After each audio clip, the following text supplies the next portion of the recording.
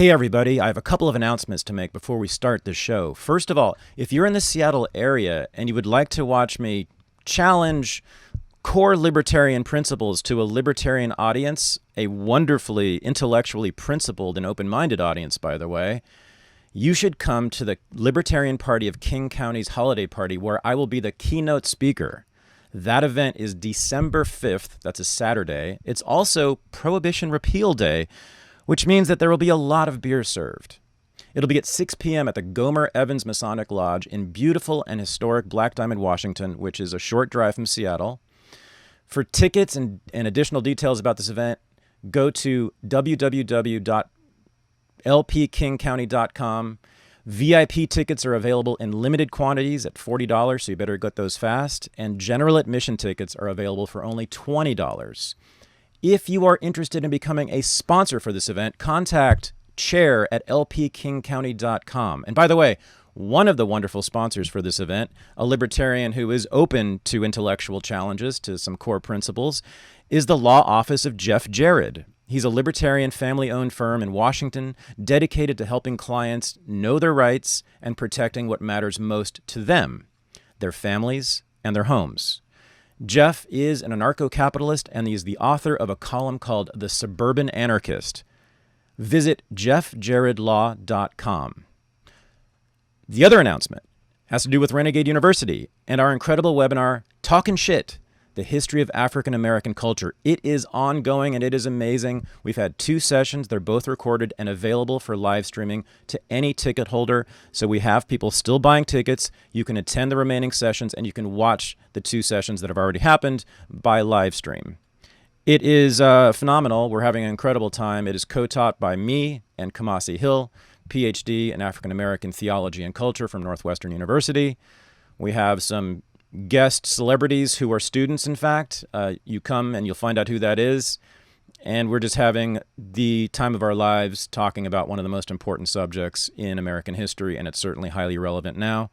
If you want to become a member of our webinar, Talkin' Shit, The History of African American Culture, with me and Kamasi Hill and some special, as I said, celebrity guest students, just go to renegadeuniversity.com and you'll see the poster for the course. Click on it.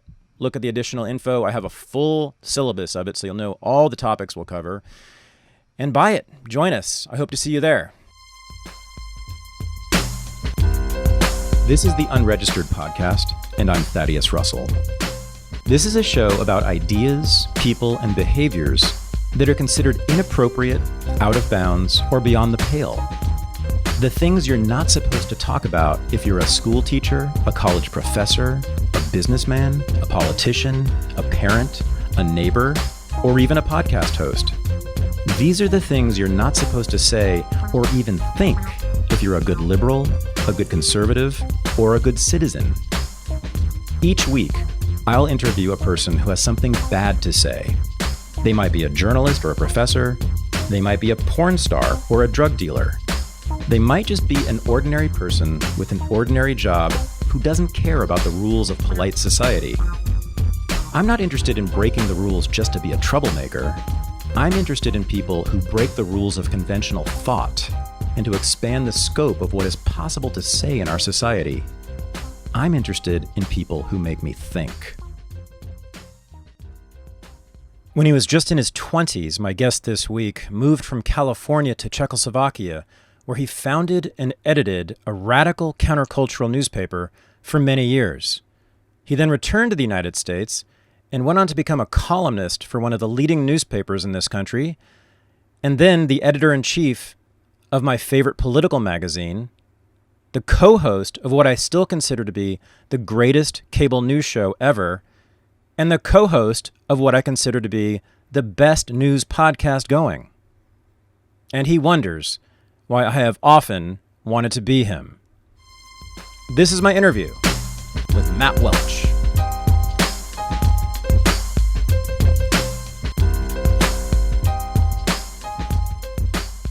Well, I am joined today by a very special person, someone I've known for quite a while, someone I've worked with for quite a while, who is the co-host of the second best podcast on the internet, the first best news podcast, I would say, and certainly my favorite, without a doubt. Fifth column, baby. Yes. And then also you are the editor at Roaming Large, whatever it is, free range editor at large at Reason, which is my favorite political outlet, media outlet, which I've written for and done videos for many times. This is Matt Welch, everyone, from Brooklyn, New York. And he's Thank you, Thad.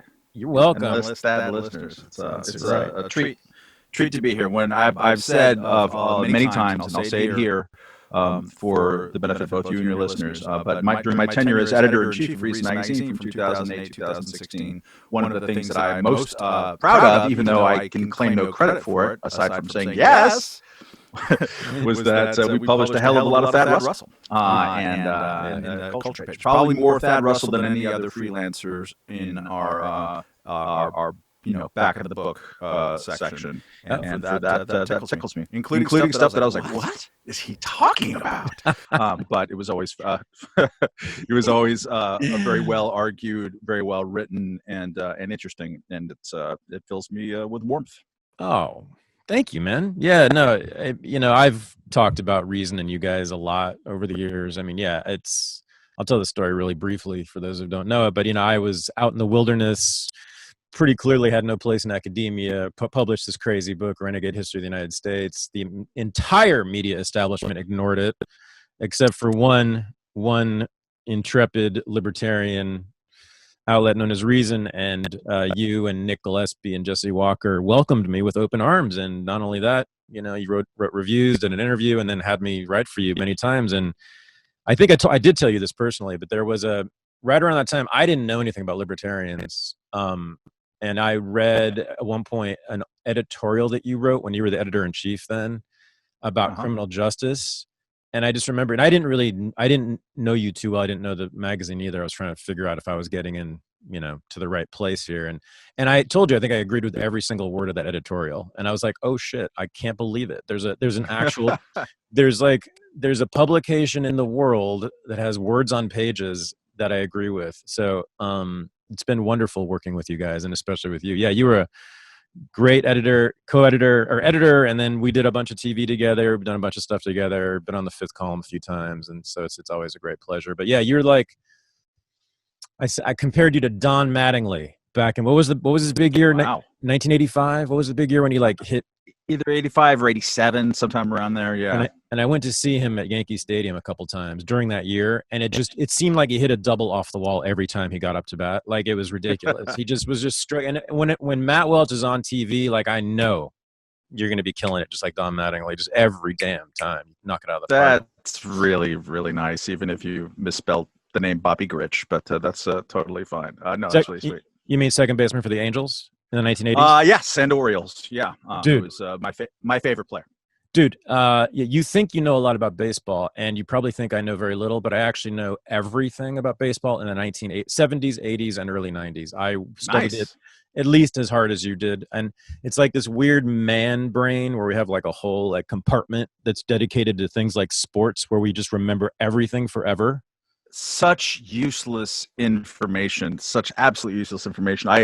I probably shouldn't say this in public, so I will because it's funny. But I was once at the end of a relationship that I wanted to be seriously at the end of the relationship, but she was still going with me to places, and I wasn't filing for restraining orders. Anyways, we ended up in Long Beach, California, at a local dive bar, and she knew me in a European context where I lived for 8 years, kind of pseudo-intellectual, talking about me, not her. And it was a dumb bar with like a dumb sports trivia thing on it. And, we were Eastern Europe, Central Europe in the 1990s. There's not a lot of American sports in that context at all. Like you're consuming whatever that is, like a day and a half later in the fine print of the International Herald Tribune. There wasn't really an internet or anything like that. So there's kind of no way for her to understand or access that my brain was filled with all this useless information. And there's like 20 questions about like a Marvin Hagler fight and about, what Don Mattingly seasons. And like I got 19 out of 20, and you could see the creeping horror on her face of like, my God, he's just a piece of white trash from Long Beach. And I've never felt prouder to be a meathead. Yeah, good. No, yeah, it's quite remarkable how much of my brain and our brains are still given over to that. I mean, I can still name like the starting lineup, I think, for almost every team in the MLB in the 1980s. It's just stupid. I mean, it could have much more useful information there. But so I want to get back to your white trash background. Yeah. Let's do this. I want to do the Matt Welch white trash history. Um Oof. which I've never heard you like really go through the whole story. I've heard pieces of all of it, but I want to get into it. You know how I do here. Yeah, and I'm exaggerating for fun and effect. I grew Yeah. up in Long Beach, California, North Long Beach, right around the corner from McDonnell Douglas, which at the peak of its, and that whole area, South Bay and Long Beach, and was like the center of the aerospace industry. Hmm. And everyone's dad was an engineer. My dad was an engineer, aerospace engineer, and but also McDonnell Douglas especially, I mean, they also made aircraft during World War II. They made 2 airplanes a day there, Yeah. which is astonishing. And so, if you got a high school degree, you can go there and twist a lug nut at a really good, salary for a long, long time. And the area where we grew up, it was the biggest planned kind of subdivision west of Levittown, Lakewood Village at Lakewood, the city of Lakewood.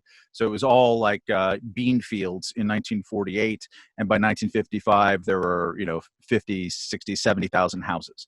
And all 3 bedroom, 2 bathroom with about 3 or 4 different models that you could choose from, but you could recognize them still. Like there's still about every 5th or 6th house there is still the original thing. All these were built in 18 months. Wow. Unbelievable. People were horrified by it. Imagine building anything in 18 months, but they Ugh. built an entire city and an edge of another city right there.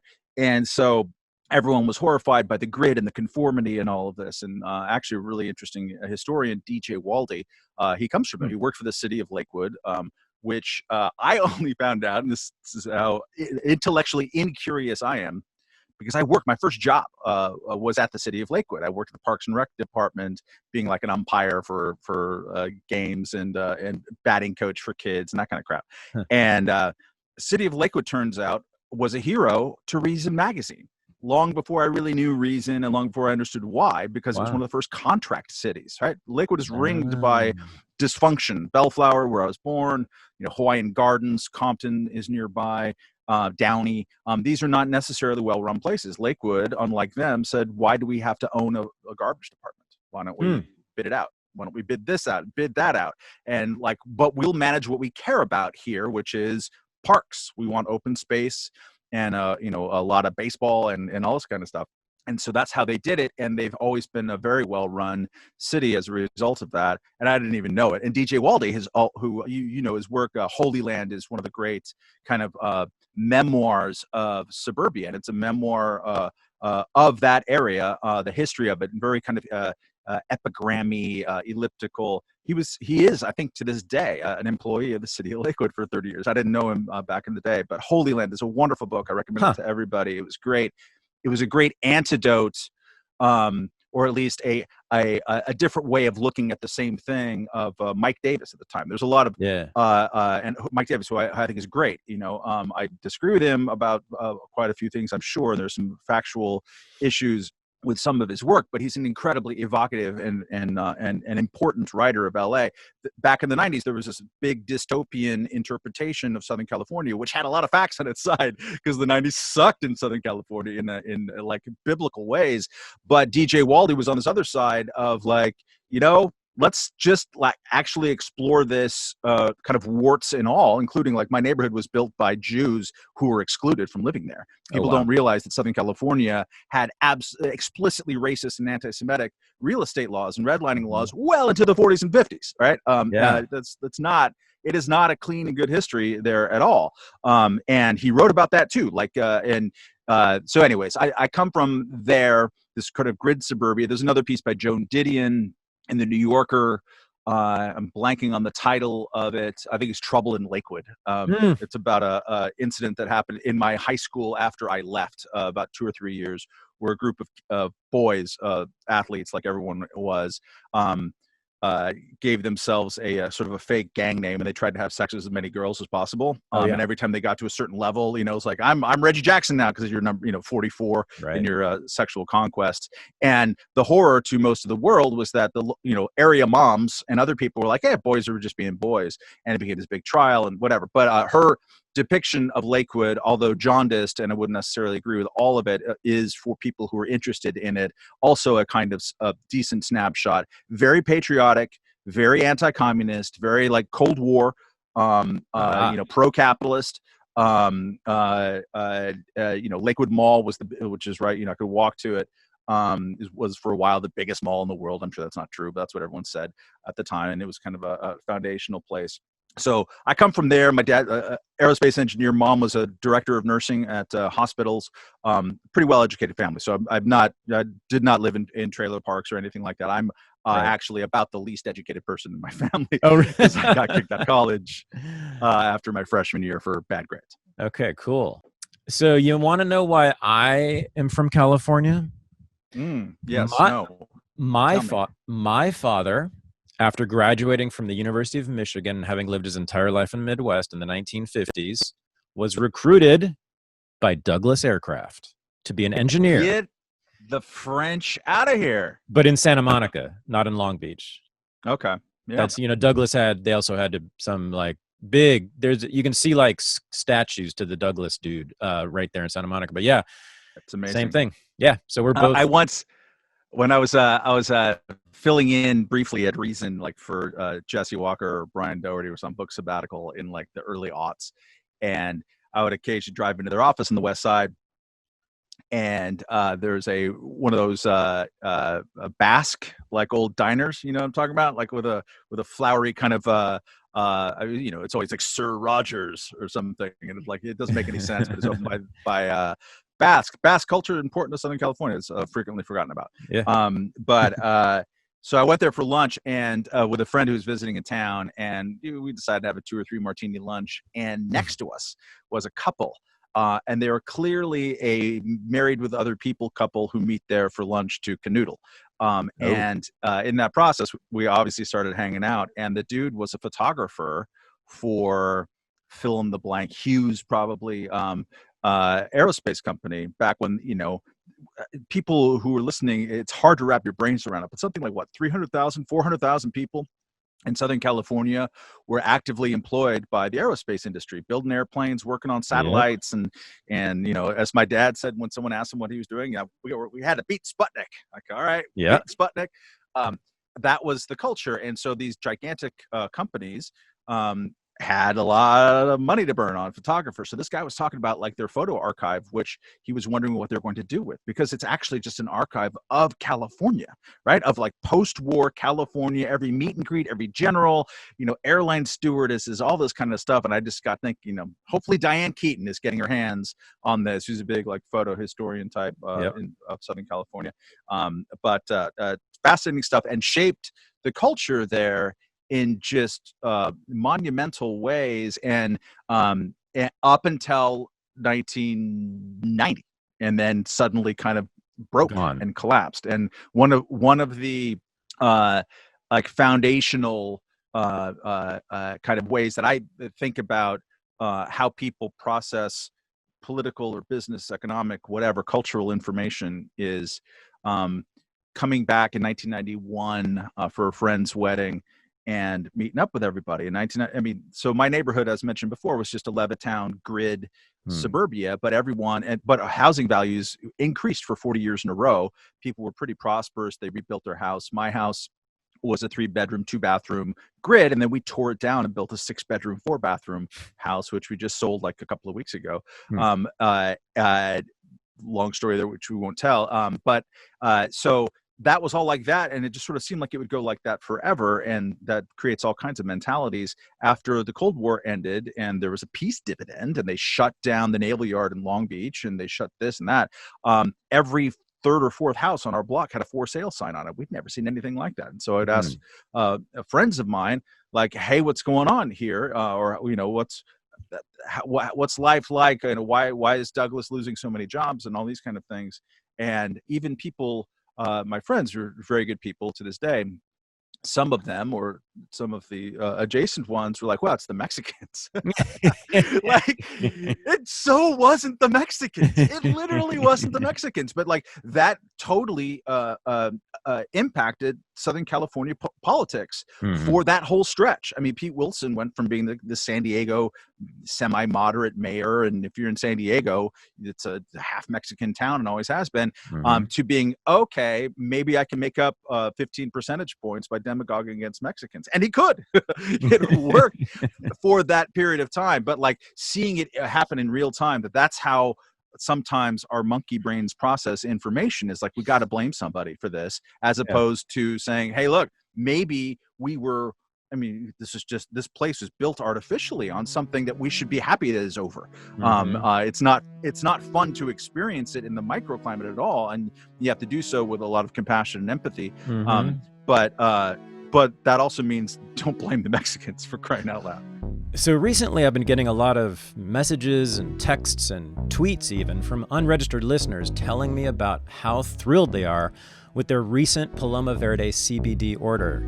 And they've been including photos of personal handwritten notes by Vanessa Abelar, who is the co-owner with her husband Carlos of the company. They live in San Antonio. And I'm amazed, but actually not really surprised, given how much passion they both have for this company and the cause that they represent.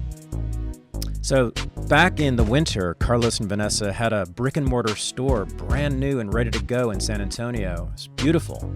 But then, of course, the government decided to shut down all of society.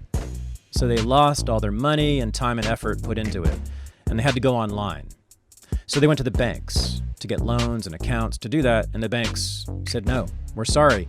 You're a marijuana-related business. And this was, of course, ridiculous for many reasons, but one of which is that Paloma Verde CBD products contain 0 THC. You can't get high no matter how much you take of their stuff. But they reached out to me to get the word out, and I did. And I am proud and grateful for unregistered listeners who have really served their own interest, though, by becoming customers of Paloma Verde CBD. You get 25% off every single product in their store. Then if you join their mailing list, you get another 10% off, so your first order is probably going to be 35% off.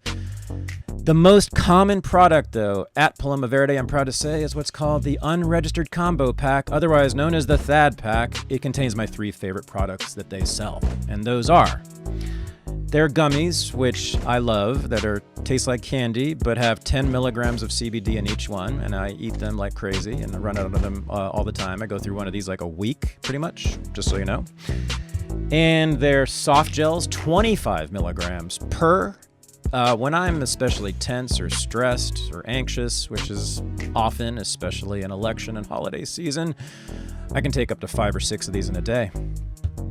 My favorite thing, though, as I've said many times, is their high-potency tincture. I put several drops under my tongue at night, and it really helps me sleep. So, go to palomaverdestore.com, use the discount code RENEGADE, get 25% off any product, 10% off if you join their mailing list. Oh, and the Unregistered Combo Pack, which is the bomb, you get 33% off that. So do it, palomaverdestore.com, discount code RENEGADE. Make your body and your life better, and I thank you. Right. So as you were talking, I mean, I think a word that we need to get into right now is communism. Your Southern California, as you're describing it correctly, was built largely against communism. The aerospace industry, which employed hundreds of thousands of people, including both of our fathers. Yep. Right. And my dad also was drafted. It was in the Army, too. So for this purpose in the 50s, it was all in the service of fighting communism, as your father said, right? Now, were your parents like Cold War liberals, or were they Cold War Goldwaterites, or where were they on this, or neither? We didn't have politics in our house. Just anti-communism. And not even that. I mean, so my parents split up when I was 9, and 3 older brothers and sisters in the first iteration of the family, and we weren't, it was the 70s. It was Bad News Bears was a documentary, so like there wasn't a lot of parents around, and we kind of raised ourselves fearily, and it was awesome. I mean, like Wow. I Yeah. wouldn't I wouldn't replay another movie that's great, that was an actual documentary. It's called On Any Sunday. Hmm. To 70s things, just about like all the crazy what kids were doing on their skateboards, or on their motocross bikes. And they have a one hill that people would go down on their skateboards, or there's sort of like go-karts that would, and just go to 70 miles an hour down this concrete hill that's about a mile from my house, a Signal Hill. It's called Shell Hill on Signal Hill. So that's kind of how we were raised. I don't remember anything about politics Oh. or religion or much of anything like that in our house. Oh. We would read Lord of the Rings. We'd do play Stratomatic baseball with my brother. Yeah. But we were not objectively political. I'm sure that there was a baseline anti-commie thing in there. And let's not forget, like I turned 12 in 1980, and the 80s in Southern California was marked by Ronald Reagan, Cold War, Yep. Wolverines, Yep. war games. All that stuff was definitely huge. And also a very fundamentalist, as we used to call it, Christianity. Yeah. There's a huge revival. Wally George, all of this, that was in the air too. And Yep. so, yeah, that was part of it. Definitely part of it, but it wasn't something that was transmitted to me, to my knowledge, from my parents, about beyond just like, the Soviet Union is bad, and we're in that discussion good, and we should want them to fail, and we should want us to succeed, which struck me as normal. But you became known as an anti-communist. That's been part of your career since the very beginning of your career, right? And I was curious where that comes from. If it's not so much from your parents directly, was it from the atmosphere, or did you just come to it on your own from intellectual inquiry? I'm sure that I was absolutely shaped by culture and family and context, for sure. Mm-hmm. I remember going to UC Santa Barbara, where I worked at the college newspaper, and immediately fell in love with journalism. That shaped my career in life. And I had one of my best friend at the time was someone also from my high school, and the newspaper then, the Daily Nexus, which is a marvelous place. It had its nickname was the Commie Rag. There was like graffiti around the and they wore it proudly. So it was very, very lefty. My first day in there, I remember walking around and I said the word girl, and immediately like 5 heads snapped and said woman. I'm like, huh, what? Yeah. I remember that in college in the 80s. Yeah. We were like these meatheads from Long Beach, like suddenly thrust into this very kind of, and it was the height of anti-apartheid movement on college campuses.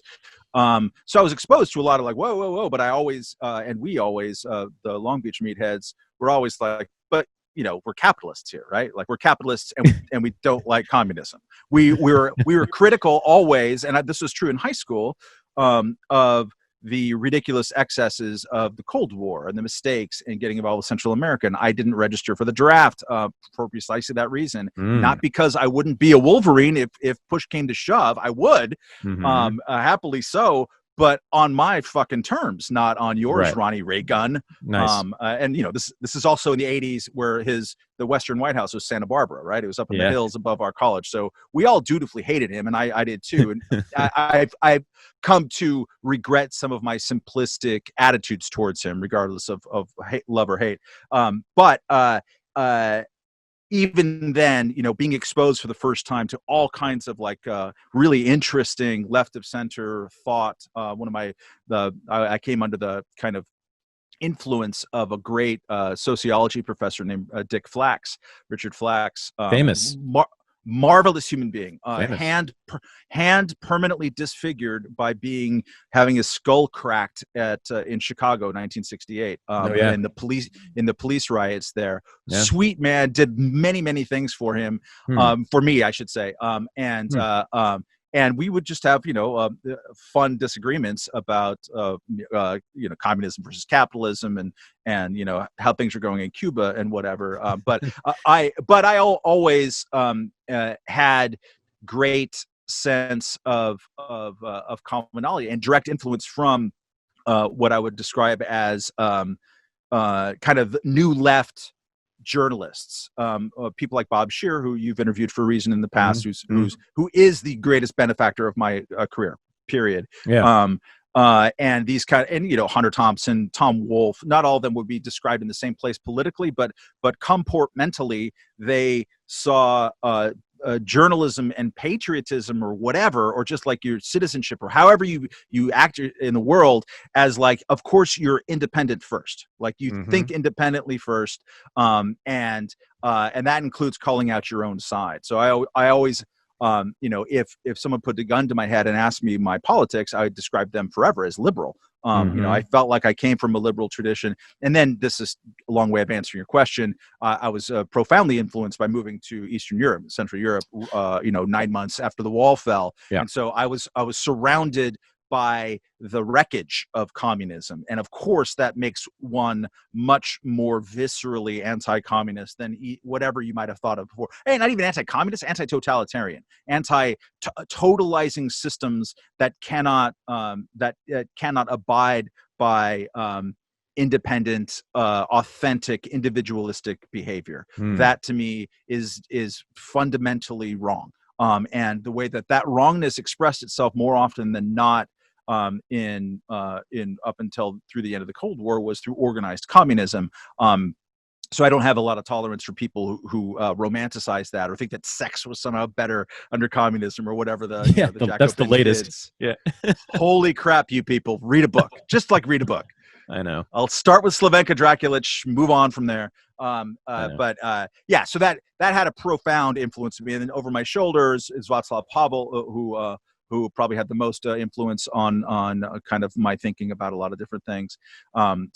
Yes, that became a huge part of who I am. And how could it not? I spent 8 years there, mostly in 3 countries, and so it sticks with me. I don't go around chasing communists because there really aren't that many. Like the kids who pretend to ascribe to them, it's like, okay, there's rats in New York, but do I go chasing every one of them just if they get in my house? They're all your neighbors now. I mean, you know personally pretty much all the communists left in the country, right?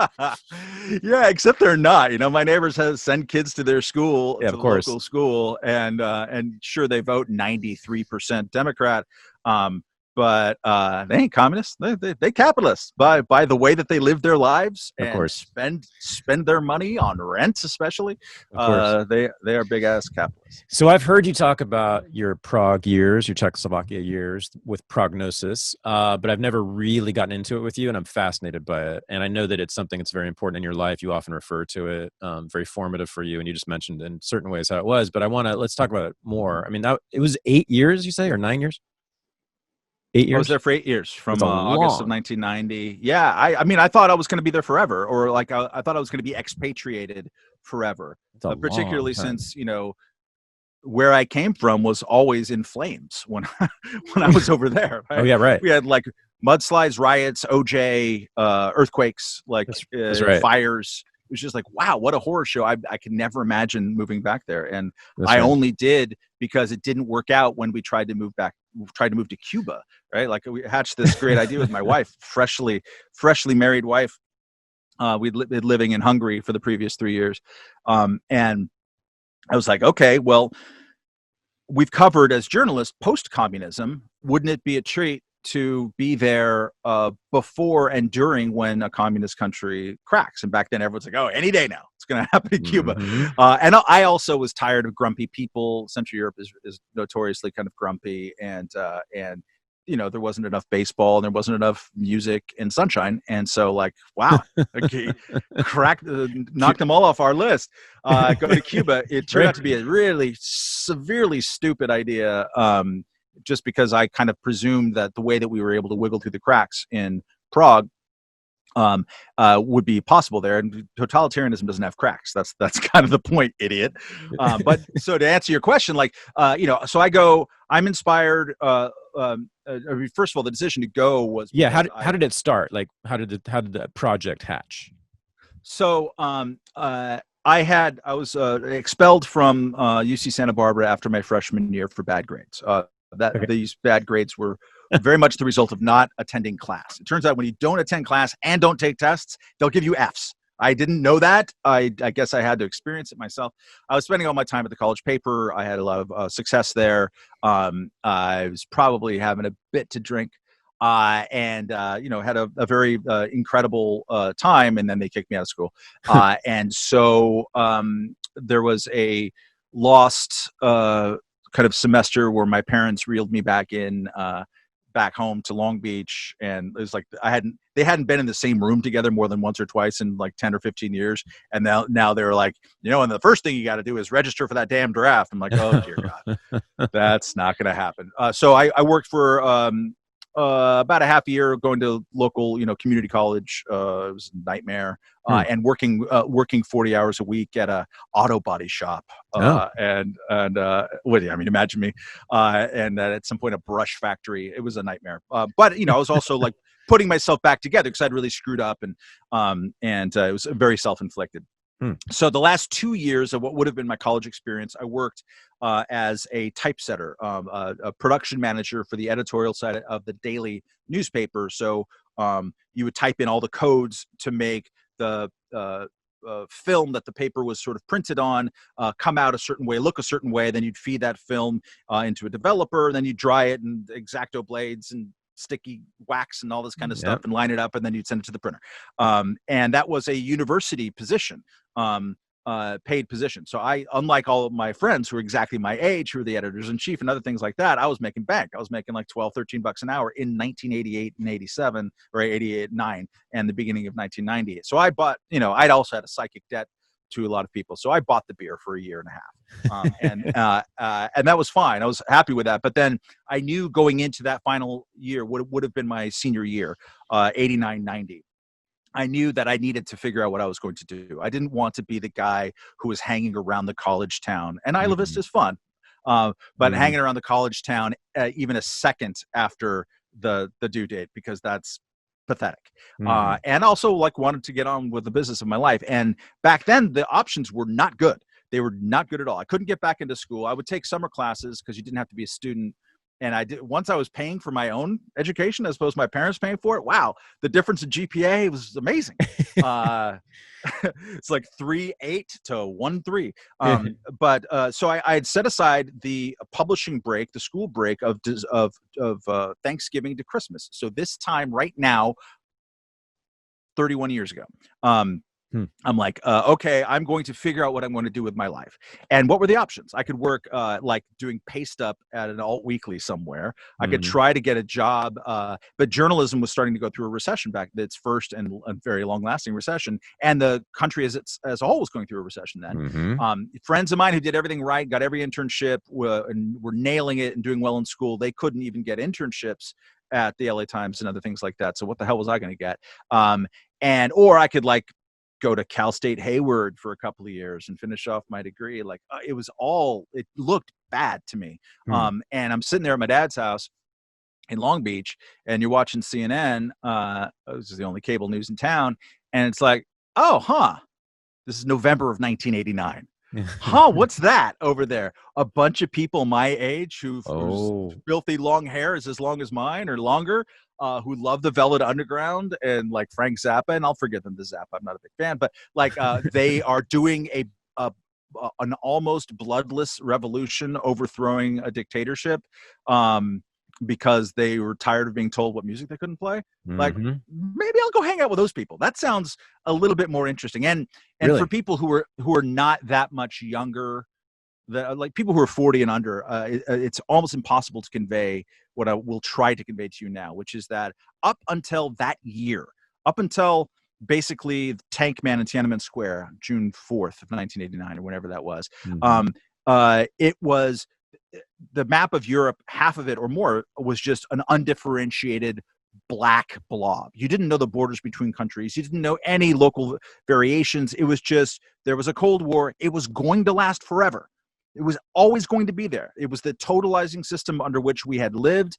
When we finally started looking around ourselves in the world, beyond just like who's playing in the World Series, there was this Cold War. It was going to be there forever. And then suddenly it wasn't. And suddenly like they start pulling the shade away and like, oh, You mean we can go visit? What happens there? And so like it became incredibly fascinating for basically the class of 1990. You know, you went into that year with one set of assumptions. You graduated, or in my case, just leave in June, and the world has totally changed. And so a whole lot of people from that took not just a gap year, but like a gap decade. They're like, cool, I get to go see something, right? It's like playing one of those dumb civilization kind of video games where the whole world is sort of blank and you have to like go here and it opens up.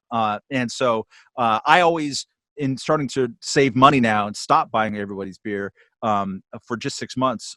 So I saved like $4,000 and took a one-way ticket on July 4th because I'm that asshole, and landed in Paris. But I always figured that I would end up in Prague because everyone's descriptions of Prague were like, oh my God, I can't believe how beautiful it is and it's cheap. And also the nature of their revolution in particular spoke to me, seemed like something I wanted to do. And so I ended up there in August of 1990. And then, we started the paper by accident. It was like the 30-year anniversary of that decision was like last week. I had fallen in with some ethnic Albanian Macedonian video pirates, and so we would go to the same bar that I would go to every night on the Vltava River, and one of them was like, "Look, we'll take you down to Macedonia, to Skopje, and show you a good time. Come on down for a couple of weeks." I should have realized that they were using me as bait to smuggle expensive video equipment from Germany. Anyways, I went down there. In October of 1990, and I'd already established an apartment with a couple of 18-year-old kids from this probably CIA bankrolled place called the American Hospitality Center, but it was just like in the middle of Prague, the only place you can get American coffee, and you could read the International Herald Tribune, all these Czech kids who wanted to learn English. And so we got an apartment for $20 a month. Wow. And with eventually like 10 people living in a 2-bedroom apartment. And so after we get sort of secured all of that, and I start sending frenzied postcards to everybody, like, "Hey, come to Prague, come visit. It's cool." I went down to Macedonia, drove down for a couple of weeks, and finally I had enough of the hospitality, and decided to come back. And when I came back, there was back then, maybe still, but this is how you get your mail. You go to the post office, and there's a box called Post Restant. And you could just like mail Matt Welch, Post Restant, Prague, and it would get to me in this box. You'd flip through it, look for Welch, and you pull it out. I got hash mailed to me from Amsterdam that way, which is pretty great. So I come back, and there's messages from 2 or 3 different groups of friends from Santa Barbara who are like, "Hey, I'm in town. I heard you're in town. Can we meet? Let's meet here. Hey, I'm in town." So like we finally meet on November 7th, 1990, and it's Bob Shear's son, Christopher. Okay. Dear friend, Ben Sullivan, Laura Pitter, a bunch of people from our college newspaper, and all my Czech friends, extended friends, and we meet at literally the STB pub. STB is the Czech KGB or Stasi. It was right around the corner from their headquarters. There's a pub called U Medvídku, the Little Bear, and we went there and drank a trillion beers, just wasted. We're like, "Yeah, we should start a newspaper." Like none of us spoke Czech. I don't think we even understood that Slovakia was a different province with like a different language and a history. I mean, the Czech kids did, but the Americans didn't. Right. But we had always talked in college about wouldn't it be cool if we started a newspaper. And there's a lot of like super great talent. Christopher Shear is one of the greatest writers I've ever met in my life. Wonderful. Really? And a wonderful guy. I mean, Bob, in a book that I have over there, it's he talks in his dedication, talks about his kids, and this is back when Chris was like maybe 16, and it's like and also I'd like to thank Christopher, although he's already a better writer than me, and I don't know how I feel about that. And he's right. I mean, I love Bob, but Chris is a marvelous stylistically. Anyways, so we decided to start a paper. There was a pay phone across the street, and we just sort of stumbled over there, and Chris called Bob, and I think Ben Sullivan called his dad, who's a theater critic for the LA Times, Dan Sullivan. And we got okay, I'll give you $1,000. Okay, I'll give you $1,000. And so there were pledges. We got enough pledges for like $2,000 or $3,000 from a phone booth drunkenly from a night. We're like, it's on. That's it. We're gonna do it. And awesome. 4 months later, 4 months later, we had the first issue come out, which felt like to us like an eternity, because we're super impatient and it was very difficult to figure out what to do in Prague. And the fun thing is, because Chris Shear's dad was involved in it, and he was he was at that point especially kind of a titan of LA West Side liberalism or progressivism. Totally. Yep. So he hit up his friends. So we started this paper, which one could describe not inaccurately as an anti-communist newspaper, or at least a post-communist newspaper that's describing the world around it. So it's not going to be very friendly to communists. Right. And our investment money came from Stanley Scheinbaum, oh wow, longtime ACLU person, Gene Stein, mom of Katrina Van Huel. Oliver Stone contributed a little bit. Barbara Streisand. What? Yeah. Barbara Streisand funded my newspaper. No. Yes. I mean, it's like all like $400 increments. It was like we probably raised less than $20,000 total in the first bit, which again, seemed like forever. And you can max out your credit cards then because they didn't have computers. So you could say, I want a cash advance on this, like 4,000 will be fine. And they would just like give it to you. That went away, and I kind of don't know whatever happened to that debt. But we started a newspaper, and it was it's awesome. It was really fun. I think it stands up. It lasted for 4 years, went bankrupt, kind of partly driven out of business by a competitor that was started by our original business staff, who wooed away a Texas oil man, and because they wanted a more professional, more business style thing. So the Prague Post came, eventually ate our lunch. We were always kind of understood or construed as an alternative type of paper. It ended up being very arty, even though none of us ourselves were really artists or photographers, but it was probably the best photographic newspaper I've ever worked for. We had this marvelous Mark Mirko, who's one of the better photographers in America, James Fassinger, a lot of really great photographers who've gone on to have wonderful careers. Wow. We just gave them huge amounts of space. And part of what we were doing actually has this much overlap with Thad Russell. I mean, I think one of your great contributions to scholarship is to say, okay, instead of talking theoretically about the little people, let's hear what the little people are saying. And part of our idea about doing stories and also photographs of the stories is like, let's never talk in abstract terms about economic transition. Let's always, or whatever, let's talk about individual human stories. And to the extent that we're writing about individual human stories, let's have a big picture of individual humans every time.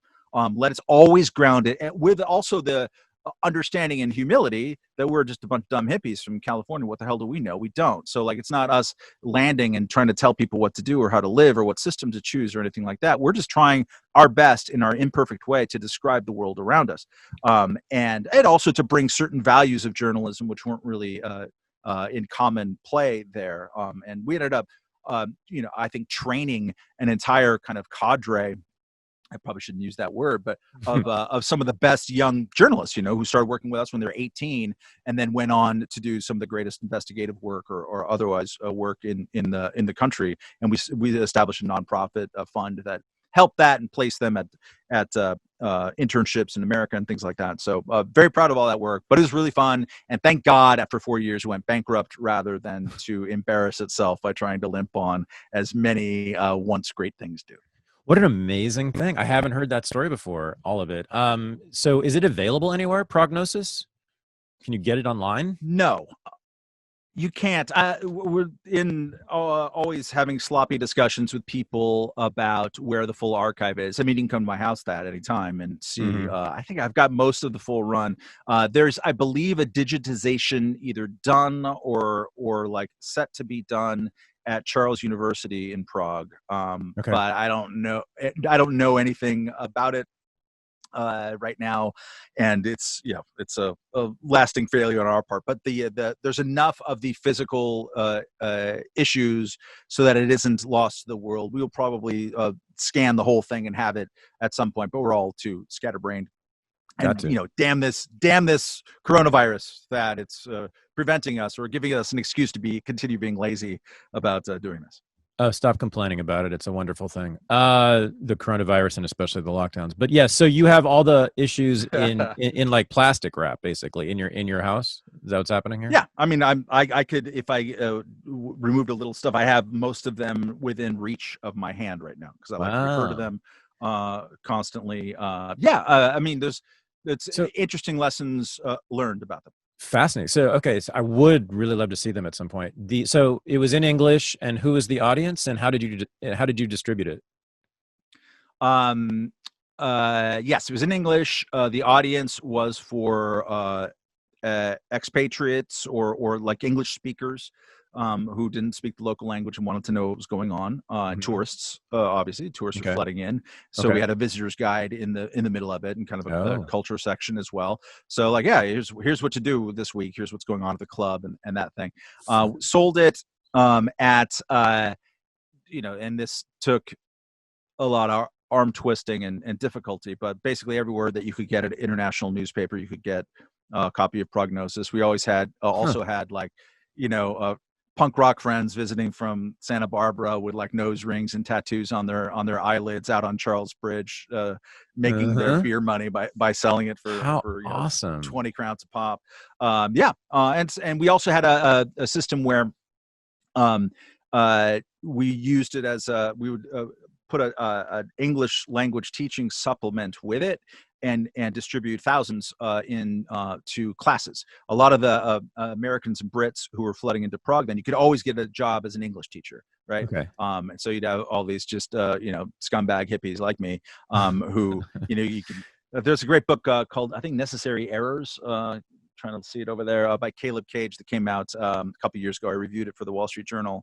That was basically just a novel, but very clearly biographical about an English teacher in Prague at the exact same time I was, and it's really lovely the details of it, and that also comes up. You could you didn't have to do anything; you just be an American teacher, but we would load these in the classrooms, and so these Czech kids who were learning to speak English, but also learning uh, to be exposed to Western attitudes and values that they've been arbitrarily cut off from, right? Like Prague is it's tautological now, but Prague is an incredible international bohemian capital. It's literally the capital of Bohemia, Hmm. and it was cut off from the world. It's so unnatural for that place to be cut off from the world. It is Hmm. as unnatural, or almost as unnatural as Havana, which is the port town of the Mm. Americas, Yeah, right. being cut off from the world. I mean, it's a port town. That's right. Prague had incredible mix of German speakers, Czech speakers, Slovaks, Gypsies, Jews. It's the town of Kafka. And one of the sad things about what happened, not just in World War II, not just in communism, but afterwards, even to this day, is that it's undergone kind of something that you would describe short of ethnic cleansing, where you split off from Slovakia. You kind of you push the gypsies out in this direction, push people out in that direction, and so it's become much more of a monoculture. But at least it's a Hmm. monoculture that again has the international influence. And in those early days, and this might have the most profound influence of me among anything else.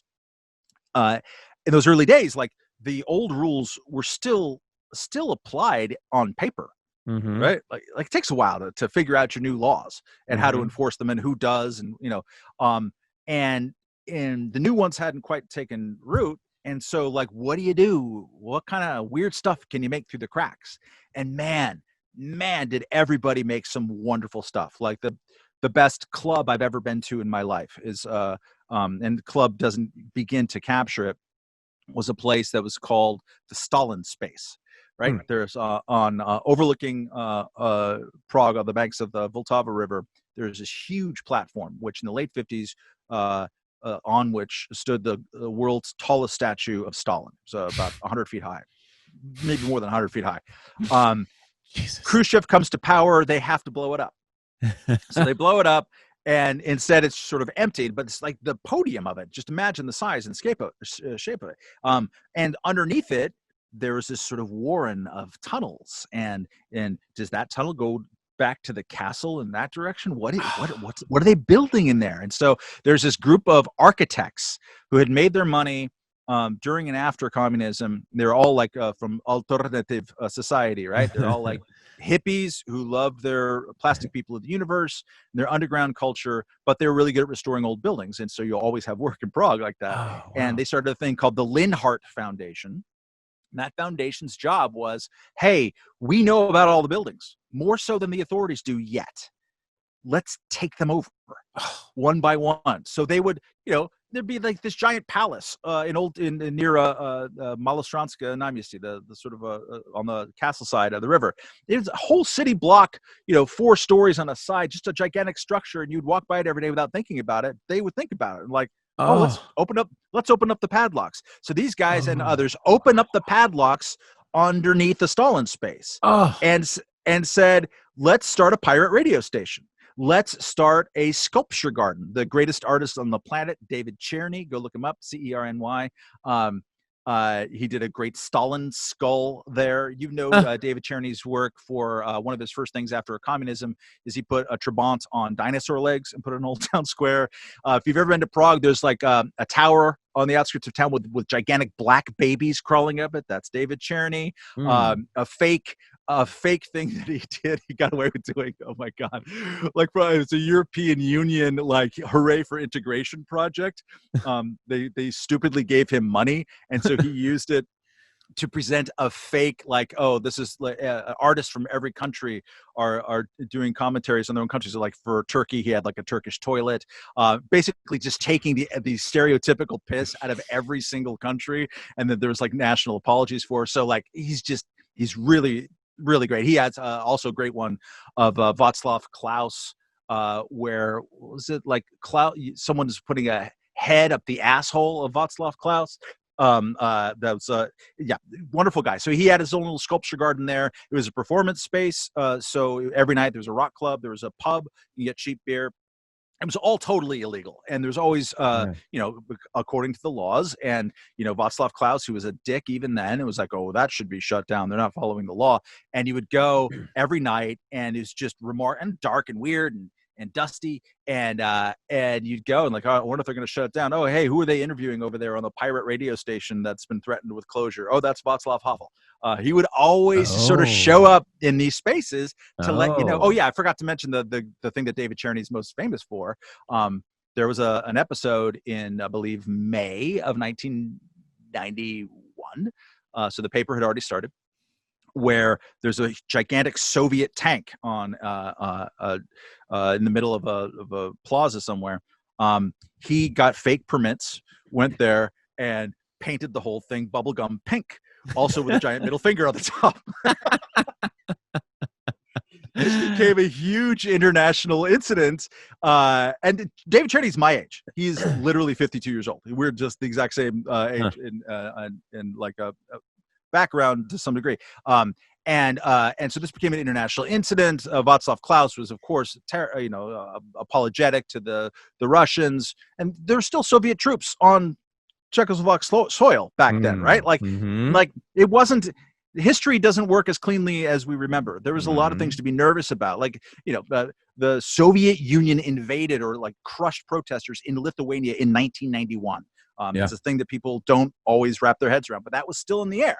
And even when we're there, the coup in the Soviet Union happened that August, right? We were getting faxes from a student newspaper. It's all like, it was a lot more uncertain than all of that. So this stupid art kid paints the tank pink.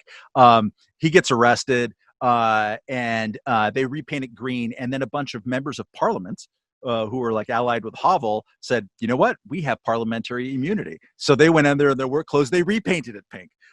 Gigantic international incident. Wonderful stuff. And there is tank painting pink controversies happening even this year in Prague because Russians are having a lot of influence on the city. And anyways, it was all in the air. So the Linhart Foundation people would do that. And it was always Havel was always sort of like the imp on one side, egging people on, saying, yeah, do rad stuff.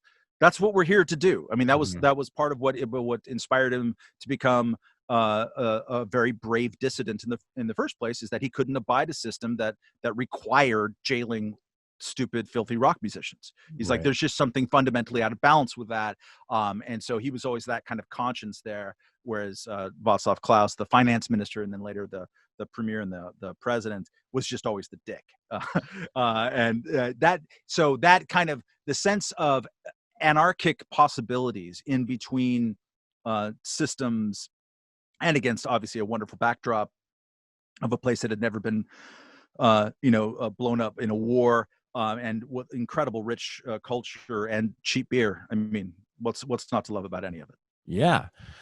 So do a quick primer on Václav Havel for people who don't know this person. He was extremely famous and important, as you've been saying, in that era, and has been basically forgotten since.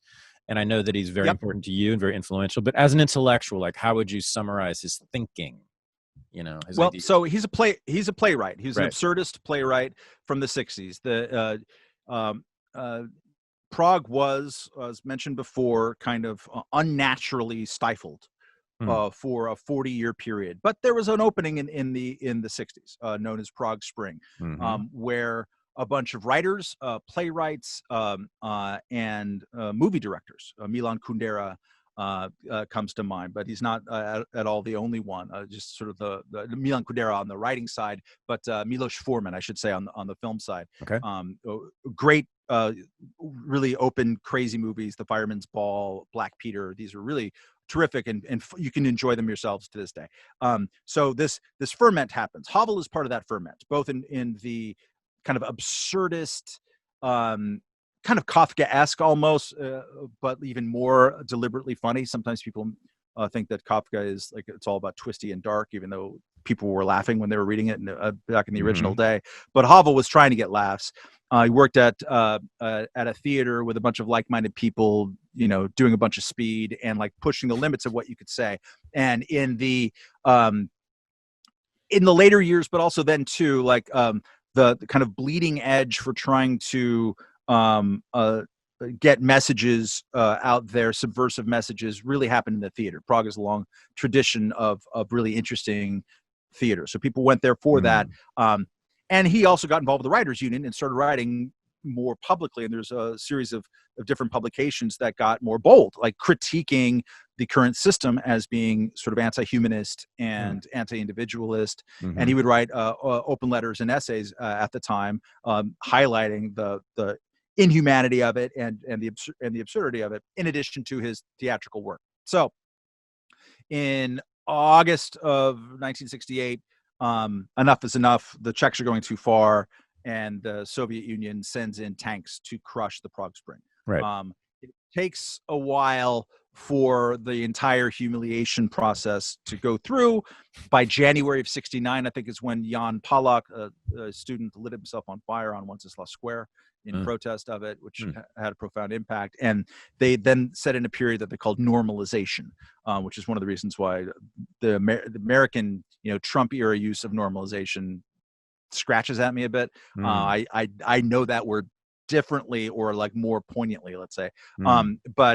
So normalization is just like, it becomes this really totalizing and insincere, like almost ritually insincere communist system. Like, that your local Czech leader or whatever is a puppet now explicitly of Moscow, and there's nothing you can do about it. And so everyone, a lot of people, hundreds of thousands of people left. If you know a Czech person of a certain age, they left in 1968, or their kids did too, just like Hungary in 1956. 56, yeah.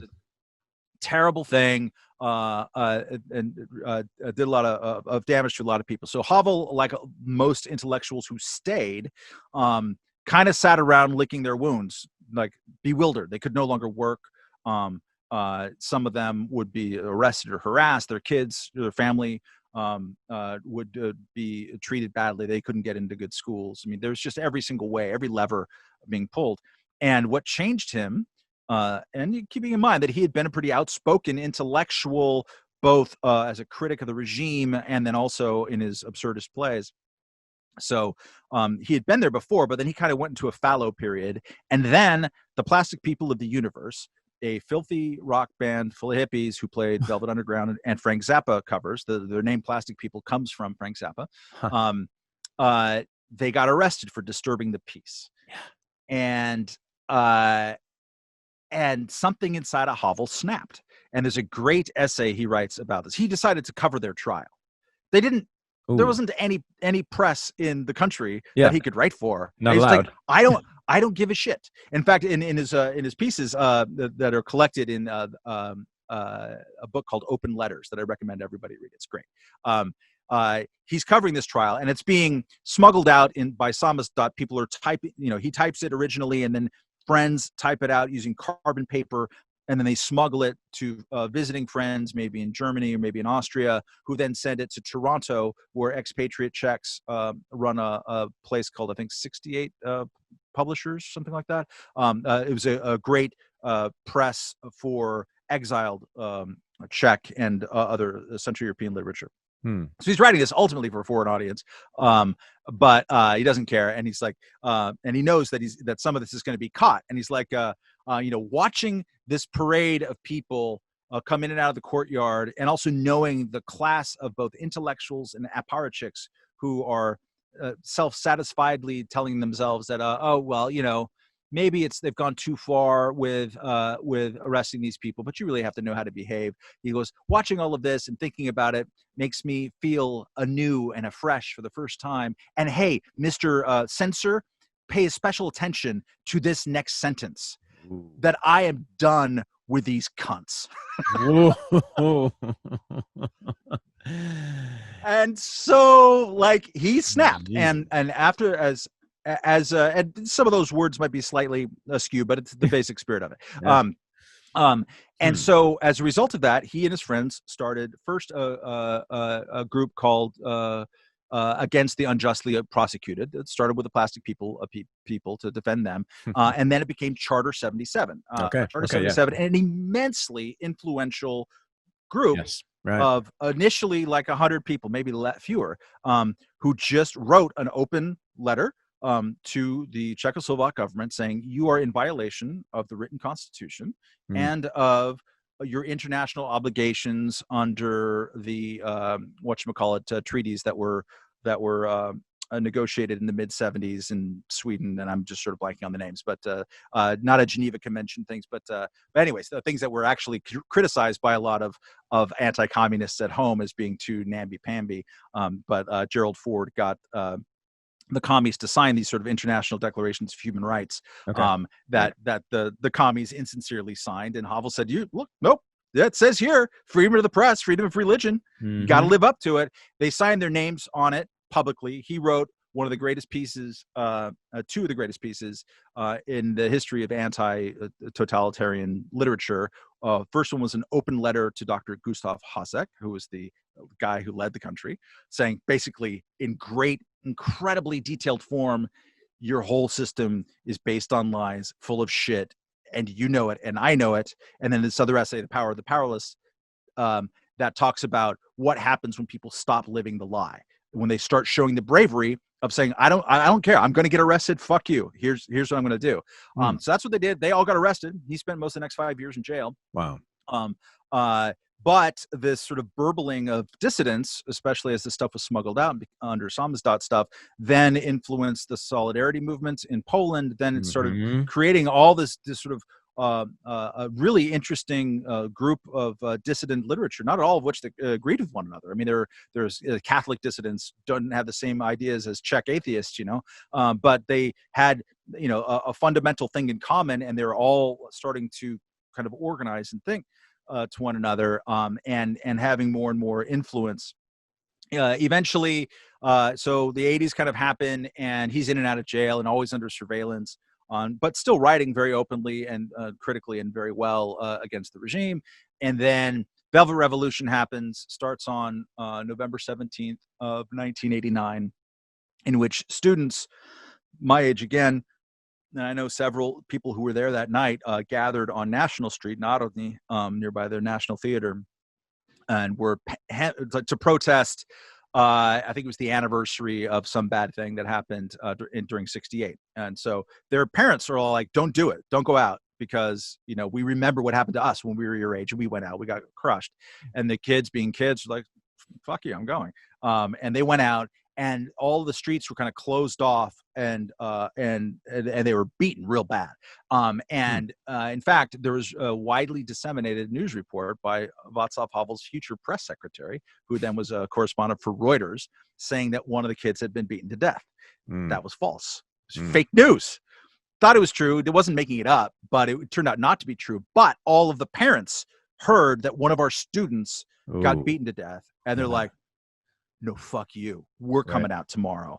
And in the course of 10, 12 days, those protests went from 50,000 to 1 million. And Havel was let out of prison. I think maybe just a few days before any of that. Spoke at Wenceslas Square with Alexander Dubček, who had been the leader in '68, who had been summoned to Moscow and humiliated. Also, dissident singers who no one had heard from for 20 years all show up on a balcony and sing these great old protest songs and the Czech national anthem. And by the end of that year, and something that starts literally on November 17th, Havel is sworn in as president. The communists are gone. There is no more single party dominating things, and like no one died. It's one of the most amazing stories. The Velvet Revolution. Part of the reason why it's called the Velvet Revolution, yes, it's because no one got killed, unlike in Romania. Some of the other places, although most on balance, the 1989 revolutions were pretty peaceful. And that's thanks to someone who I otherwise don't have a great deal of praise for, which is Mikhail Gorbachev. He has some reason to do of the comparative bloodlessness. That's right. He gave up. He gave up. That's important. But it's also called the Velvet Revolution because of the plastic people of the universe being really into the Velvet Underground. It's awesome. And so like when Lou Reed first came to interview Václav Havel for Rolling Stone magazine in June of 1990, in an interview I don't think it ever got published because Lou Reed is not the world's brightest bulb. Wonderful musician. The first thing that Havel says to him is like, "Do you know that I'm president because of you?" And Lou Reed's like, what? What are you talking about? Right. Which I love as much as I love anything. Now, I just realized Mr. Havel is over your right shoulder. Yes. Yeah, we haven't mentioned that yet. Yeah. While you were doing that, he was looking at us. Yes. It's the only poster you'll ever see me have of a politician. I was going to say, okay, so the fact that he became a politician, he took state power. That's where I kind of left the Václav Havel train, right? As soon as that happens with the dissidents because he's awesome until then, from my point of view, right? I mean, what could be better? Rock and roll, dissident, totalitarianism, leads a bloodless revolution, overthrows this regime that's been killing people for decades. I mean, God, what's better? Countercultural, gives no fucks, et cetera, and then he starts running the place. So, or he doesn't. I mean, tries to or something. Acknowledging your critique, which is true. The president is a ceremonial position in that country, so you do have power. I mean, you have to sign things, and you like represent the country on visits, and you do the ceremonial. You're basically like the king or the queen, right? Like when there's an election, you ask the people to form the government. But he made the decision, which I defended when it happened because it spoke to me. I later came to think that it was a mistake, and then I later came to think of it as honorable. And one of the reasons why I like Havel, because in the same way as Martin Luther King or Thomas Jefferson or George Orwell, your relationship to their texts changes over time. The meaning of what they write and do changes to people over time, and you have to be. And the Bible can be that way too. Like indeed, if something is so profound, interesting. And so that's one reason I like it. So he decided he wanted to do a thing called non-political politics. You can imagine how this speaks to me, right? Knowing me. And so in his idea, we would not form political parties because political parties are, organized hatreds. And he's like, no, what we need right now is people who have a sense of responsibility and humility to oversee the transition just to make sure that the bad guys don't get back into power, or that we figure out what to do with the old secret police files and whatnot. Then most of us will dissolve and go back, which in fact did happen that way. But like you do need people who are going to take some responsibility to try to heal what is broken, or just to pick up the pieces and see what to do. And but like but by making he thought that by making politics too soon, you would then corrupt the process and incentivize people to act like jackweasels, as opposed to trying in a positive spirit to help things along. This is naive, of course, because people are always going to organize in political parties. They're always going to do it based on like tribal hatreds and things like that. And as a result, his political grouping wasn't even really a party, called a civic forum. They overwhelmingly got into power in 1989 or 1990 in the first elections. And then by the time you're starting to have real elections, local, city, and whatever, there was sort of a rump thing that was still called Civic Forum, and they just got slaughtered by Václav Klaus's people. Klaus always, who's the dueling Václavs there, and he was an economist and kind of a controversialist, and he loved to come to America to flatter especially libertarian audiences by quoting Margaret Thatcher and Milton Friedman, and he sounded like he was really seriously anti-communist. No, one of my first contributions after contributions, they weren't ever really received as such, when I kind of started to dip my toes into organized libertarianism in America, it was like, stop kissing Václav Klaus's ass, people. He's playing you like a flute, because we work, and even on your terms, right? It's not just because I'm a hippie. It's because I ran a newspaper, or was part of running a newspaper, and we covered the gap between his so-called Thatcherite rhetoric and what he actually did. What he actually did was he bought off populations with sweet welfare checks and other things like that to make them quiet, and he would not have economic reforms go through if it hurt his political prospects at all.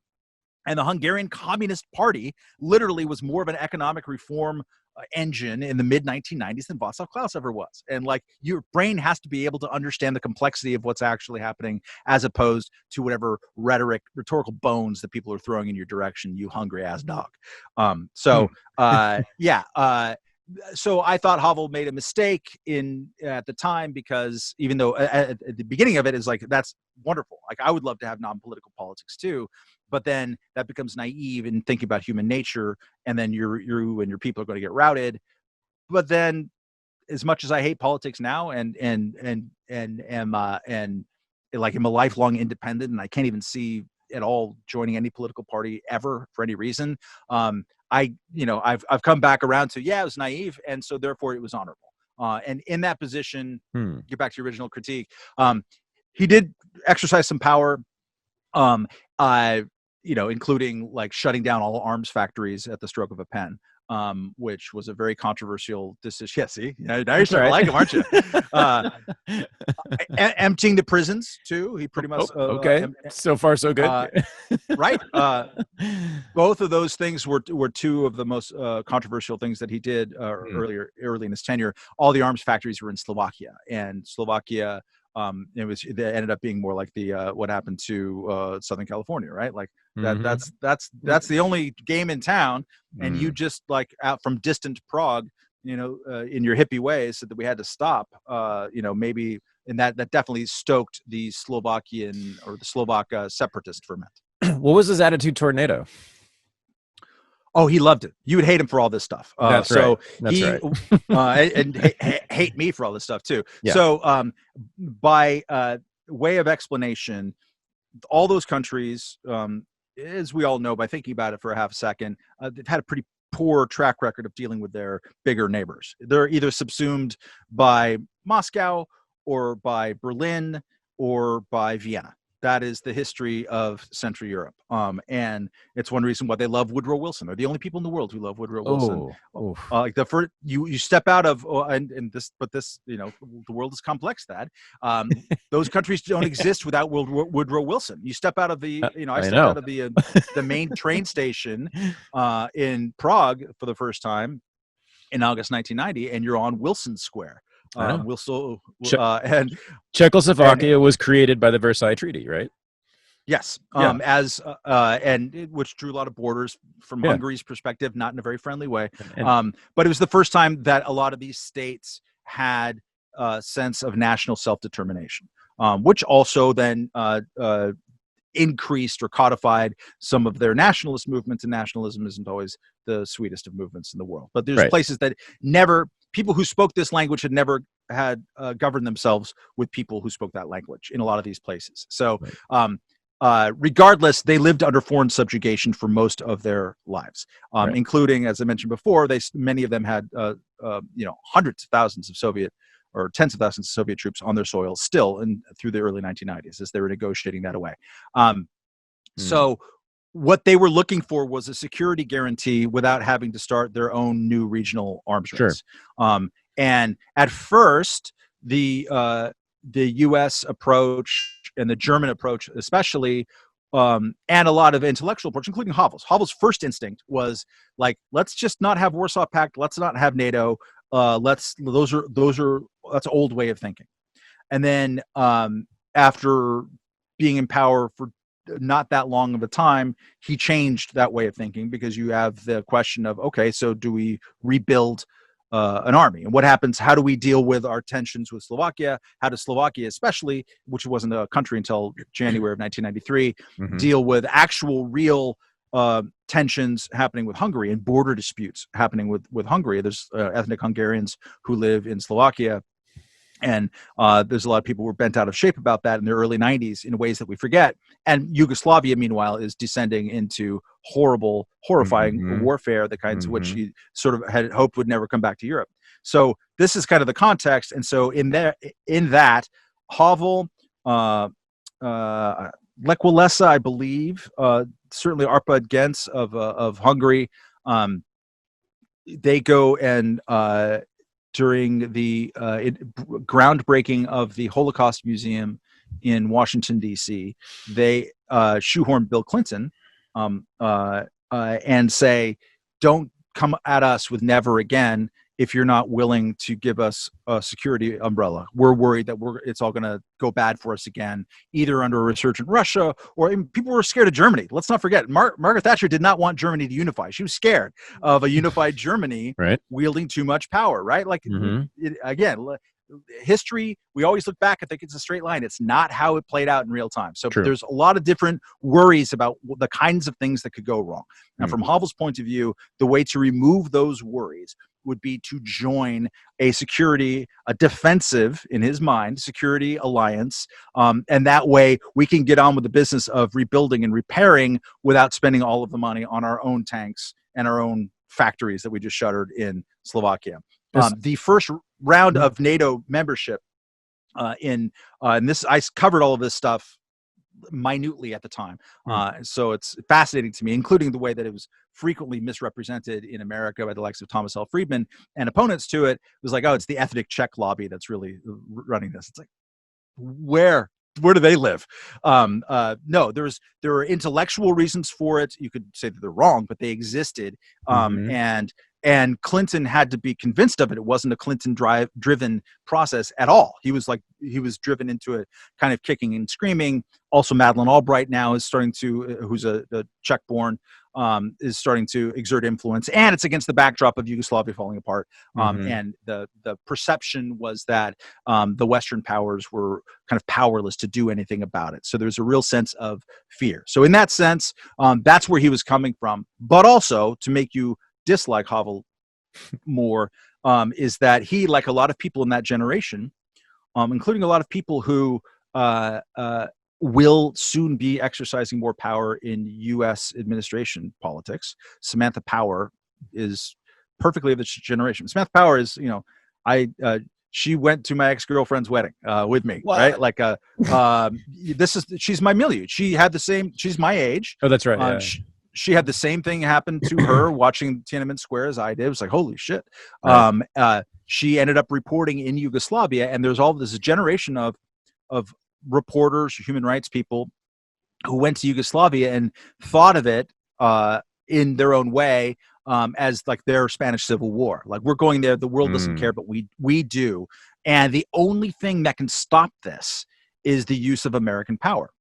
And in general, and this explains a little bit of my background of thinking, and also kind of how I've come off some parts of it, right? Like, there is no place in the world with a more benevolent attitude towards American power than where I lived for most of the 1990s. Correct. Right? Those people loved Ronald Reagan. Correct. Those people thought that we were on the right side of the Cold War. Those people didn't taste the bad end of that relationship in the way that people in Africa and in Central America could definitely point to, or the Middle East.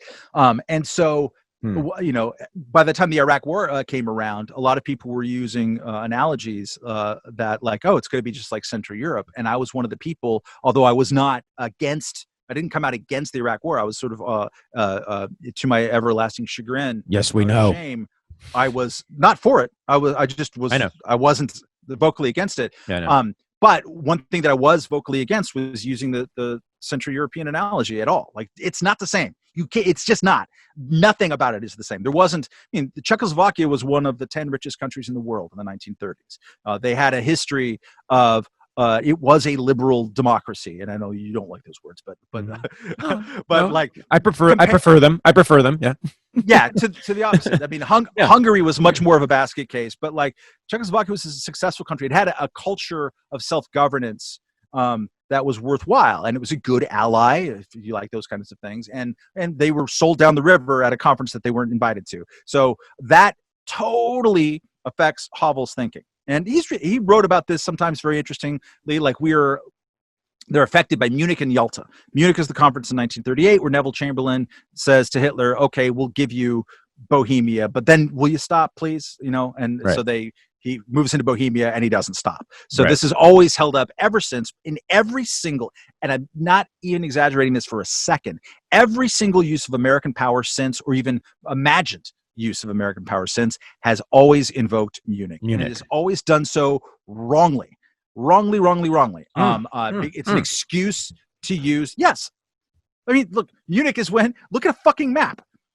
Munich is when Germany is this huge power waiting to get huger in a place with a lot of understandably dissatisfied ethnic minorities within borders of different countries. That's it.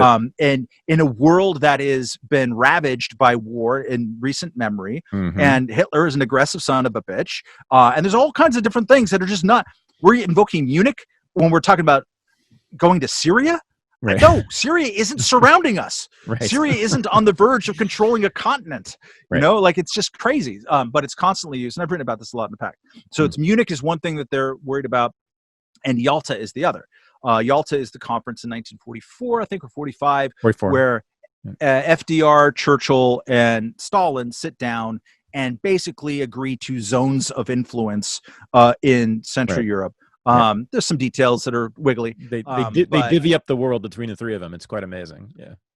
And so at both those things, Czechs were kind of not invited, and they were sort of pawns. And it was, you know, and so they don't ever want to be away from the table of the discussion to begin with. But they're also kind of uniquely through their own history. And this is the Havel people much more than others, but still, it's resonant in the country. They have innate sympathy with people who are suffering under dictatorship. Czechs are always among the biggest documenters of human rights abuses in Cuba and China and elsewhere, and fucking good on them for that. I think it's an important work that they do. What's less obvious is, okay, so how do you translate that into, should we invade Iraq? And Havel ended up coming, well, the Munich part of me says this, the Yalta part of me says this. On balance, we're good, so let's go. And I think he was disastrously wrong about that, as were a lot of the generation of people, my generation, literally, of people whose sense of geopolitics was forged in 1990s Central Europe, because you had an overly benevolent idea about American power and an overly simplistic idea of how bad guys could be scattered using that power. Right. So let me give you my take on this stuff, on the NATO and, you know, the love of not just Eastern Europeans, but many Western Europeans, especially those in the political class. You know, they talk about NATO in more glowing terms than the Council on Foreign Relations does here. You know, I mean, they love this. You know, I've heard, you hear like German politicians, I think of pretty much almost all the parties talk about the United States. It's like, what the hell kind of like jingoistic pro-American Reaganite are you? So I can understand, and you did a fantastic job of laying out the nuance of what it was like to actually be a Czech person in 89, 90, 91, 92, 93, and the idea of like getting rid of your military, the ability to get rid of your military because the United States will take care of that service for you. I mean, not bad, not a terrible idea. I get that. I get feeling insecure, certainly in Czechoslovakia, in that moment in history in the 20th century, given its history. Now I have a lot of things to say about the history of Czechoslovakia, which will be counter to your argument, but whatever.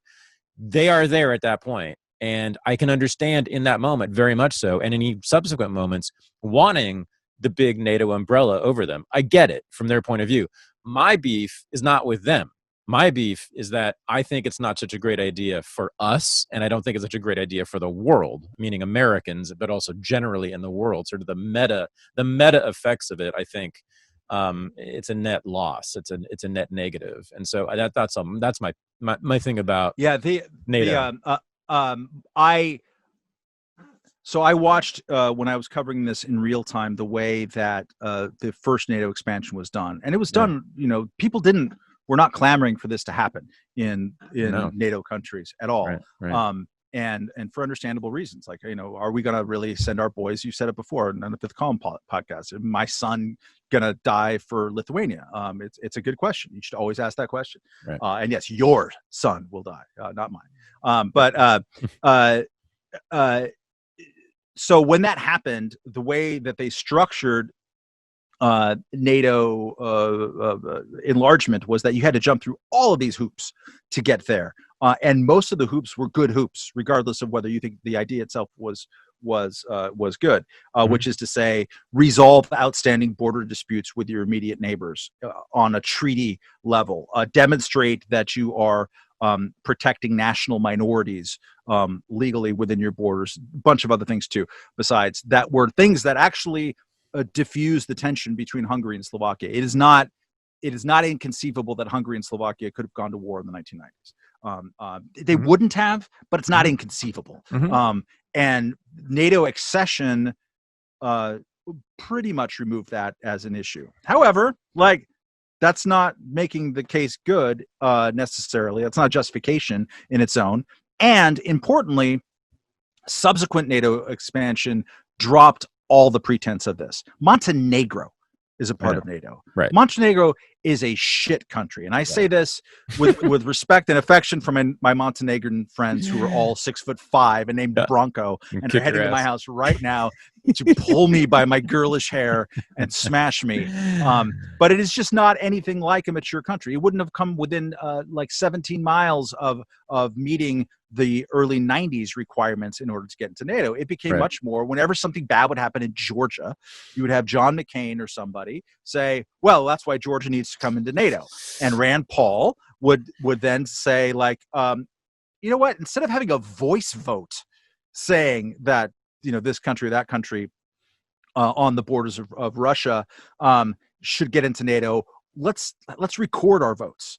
Right. And then John McCain would go absolutely apoplectic at the idea of this, and it would basically delay things, a few months, but then Montenegro or whoever else would get in. Right. That to me lacks any kind of sense. And you can even see the motivation for people. It's like basically when Vladimir Putin does something wrong, let's make NATO closer to him. Right. This is not, I think, smart strategically at all. For one thing, you're admitting into your country or your alliance a country that ain't ready. I mean, Turkey is part of NATO itself is I think Turkey and Greece. I hasten to add that both of them are basket cases of countries. Although I like visiting at least Greece, just because I haven't been to Turkey. But these are not stable countries with shared values in any meaningful sense. Right. I think what happened was that it's the problem of, and it's kind of a problem that's echoed out with Trump in the way that he approached the world. Mm-hmm. Great at throwing a brick at something to either break it or to smash the window of it and to say, look, enough's enough. Not so great about building what comes next and the thinking through what comes next. And this is, that's what the statists always say, right? Like you're introducing uncertainty. What are you doing? But Trump never had an idea of what replaces the global trading system. He just threw a brick at it. Mm-hmm. And so the brick bounced off Biden's going to pick it up. He's going to get the glass cleaner, and then it's going to resume, until the next problem happens or whatever. There was never a really, I think, a well thought out series of thinking what replaces the bipolar world. And what do you do with the security in what we used to call the third world or whatever, the places that are not there. And to finish the thought, it might sound incoherent in all this, but it's fine. I think one of the most underrated parts of the fall of communism, we always love to tell the story again about Central Europe, right? Because we seem like the good guys and we didn't even have to fire a shot and they all love us. Everybody wins. Ronald Reagan forever. The greatest thing that happened in 1989 wasn't necessarily even that, although I love it and I live it, but it's what happened in Central America and Africa. When both powers left South Africa, what did South Africa do? Nelson Mandela got out of jail. Right. It's not the best governed country in the world, but apartheid doesn't exist anymore. Exactly. Sure. The amount of wars that stopped worldwide, the amount of self-determination that began to happen worldwide based on both sides leaving could have taught us something. And we refuse to listen to what that might teach us. And maybe one of the things that might teach me in particular is that, worrying about the gap in security guarantees is just showing a lack of confidence in the kind of spontaneous development of some new thing that could have happened. Okay, Matt Welch, we're gonna get to this argument that the four of us had on the fifth column a few years ago about this. You referenced it, which when Moynihan basically laughed at me for suggesting such an outrageous thing. I don't recall you took it seriously, I'm pretty sure, but this is what it comes down to me, and I think it should come down to for everyone. How old are your daughters now? 12 and 5. Okay, so as you know, I assume, I think it was leading up to the last election, 2016, Hillary Clinton, but more importantly, many of the people around Hillary Clinton on the foreign policy side were calling for the draft to be extended to women. That women, right? So this is becoming more and more relevant, even for you. My son is 19, so the average age of the boys on D-Day. The average age. I was just remembering that 19 song from our youth, right? Yeah, was Paul Westerberg? What was that song? 19. What's his name? Different 19. There was just a voiceover thing like the average age of someone killed in that was Vietnam was 19. Yeah, but the average age of the soldiers in D-Day was 19 too. It's amazing. Normandy, yeah. So my son is just turned 19. So he's ready to go whenever they want to snatch him up and send him to some fucking place to kill and die. So there's a wing of feminism that wants your daughters to be eligible for the draft. Okay. And that will be not too long from now. So according to Article 5, a lot of people don't know this, but it's extremely important fact that I want to advertise as much as possible to the American people. Article 5 of the North American Treaty Organization, which created NATO, says that each member is obligated to come to the defense of any other member if it's under attack by a foreign power. Okay. Now, you clearly have a deep, and I really understand it, an abiding affection, love, you might even say, for Czechoslovakia and its freedom, its relative freedom. You know where I'm going here. Are you ready to send your daughters off to fight and die to save Czechoslovakia from Putin's aggressions? First of all, I'm not going to have them register for the draft if there's ever a draft. They're going to be like their old man. They might. Okay. They might. Well, they'll have agency too, right? They'll be 18. They get to decide. I will. Yeah, it's up to you.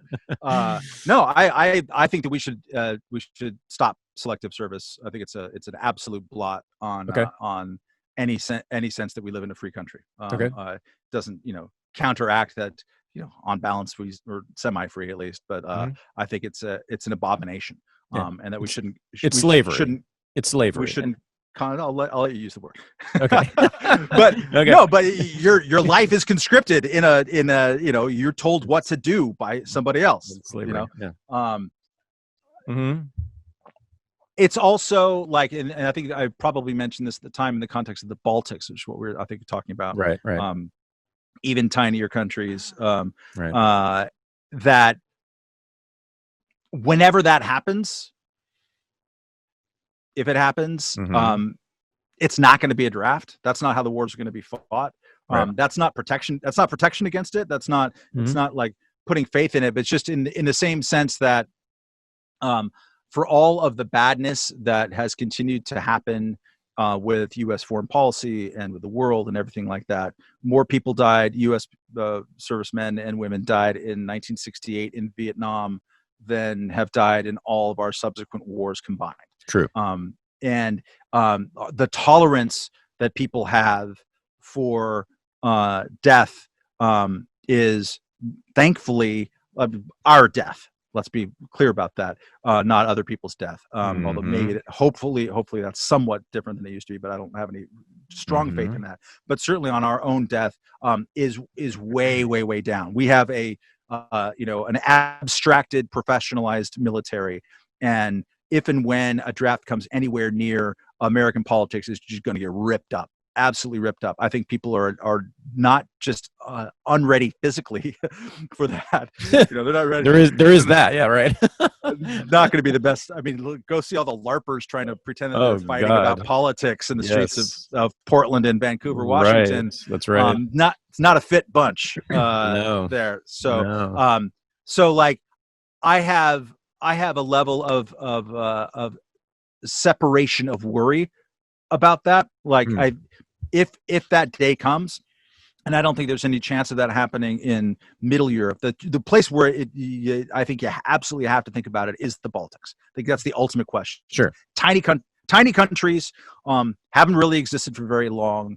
Putin hates them. He's right up all in them, and at least one of them has a lot of, if not all of them, have a lot of ethnic Russians living there. Yep. And there's been a lot of kind of cyber dallying back and forth. That's the gut check question. I think that I'm not sure that we would at this date invoke Article 5. I think NATO, by expanding as much as it has, by including Montenegro, by including a bunch of crappy countries, has now eroded public faith in Article 5. Article 5 is a talisman. It is, yes, an absolute, written guarantee, but it's a written guarantee for as long as it sustains at least some public support. You can, if you can respond to whatever aggression happens by using a professional and far away deployed system of military defense, offense, or whatever, and that does the job, then people will probably shrug and be okay. If it involves anything more than that, I think that the letter will be dead upon arrival. I think that in many ways is one of the greater risks of expanding NATO in the first place, is that you expanded. Is anyone going to go fight for Turkey? No one's going to go fight for Turkey or Romania. I mean, some people will, but like the American public in general, like the one of the Rasmussens who does polling did a piece for Reason during my editorship, which I found fascinating. And you see public opinion polls that underscore this. The gap between American public opinion and the kind of professionalized foreign policy media class, governance class about foreign policy is so immense and is so underrated as a thing. Basically, Americans are like, cool, we'll defend England, Australia, New Zealand, Canada, and Israel. Okay. That's it. Like those are the only countries that consistently Americans think that we should be in alliance with. Like there isn't a fundamental love for NATO in this country. There just isn't. Like that's not there. Right. You have to be, I'm 52, so you have to be my age to even understand it in kind of a Cold War context. Right. That's where it was born. That's where it makes sense and made sense. And like, as bad as Putin is, as expansionist and irredentist as Putin is, and I hate his guts, and for all the kind of reasons building up to here, we're just not in a Cold War, and there's not that. But I don't say that in terms of like defending the notion of NATO. I say that actually to bolster your argument, which is to say, the Cold War made NATO and also the European Union, which is definitely a product of that, made those things necessary and important. And the end of the Cold War increasingly shows why they're not. Okay. And the more that you expand, the more you get close to Putin, is the more that it erodes that. And so perversely, I'm as against NATO expansion right now, I think, as you are, maybe more, because I want us to retain sympathy for the Baltics. I want us to retain sympathy for the Czech Republic and for Poland and a few other countries. I don't want us to defend Montenegro to the death, Turkey to the death, Okay.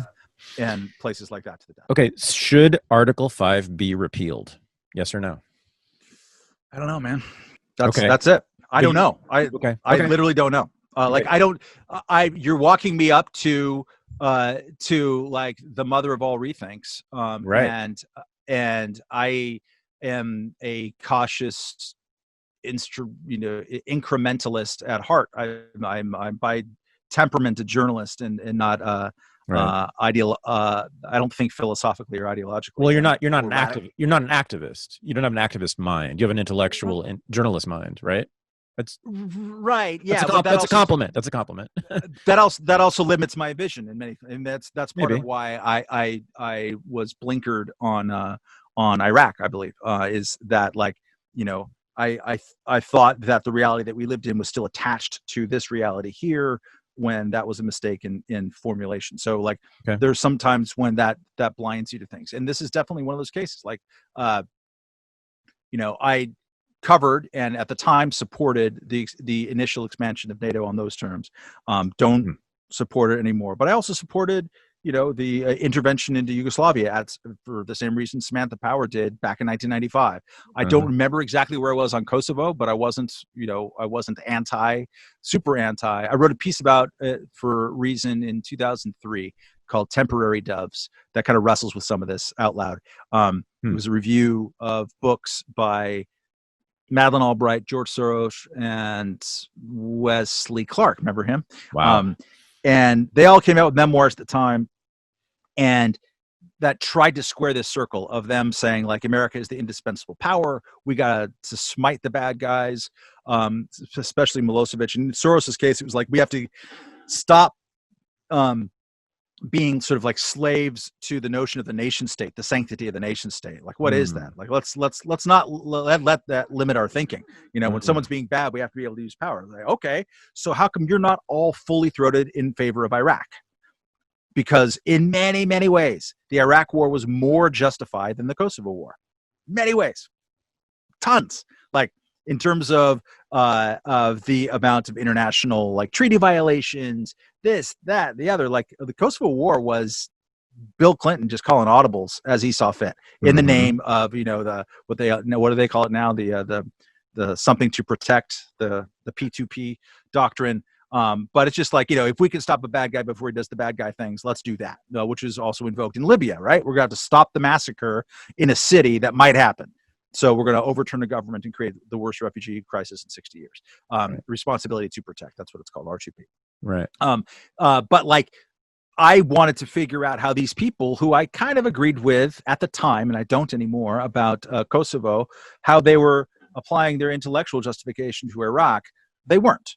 They just didn't like the guy doing it. They just didn't like the guy doing it. That's it, really. They thought, there's more international cooperation in Iraq and everything else like that.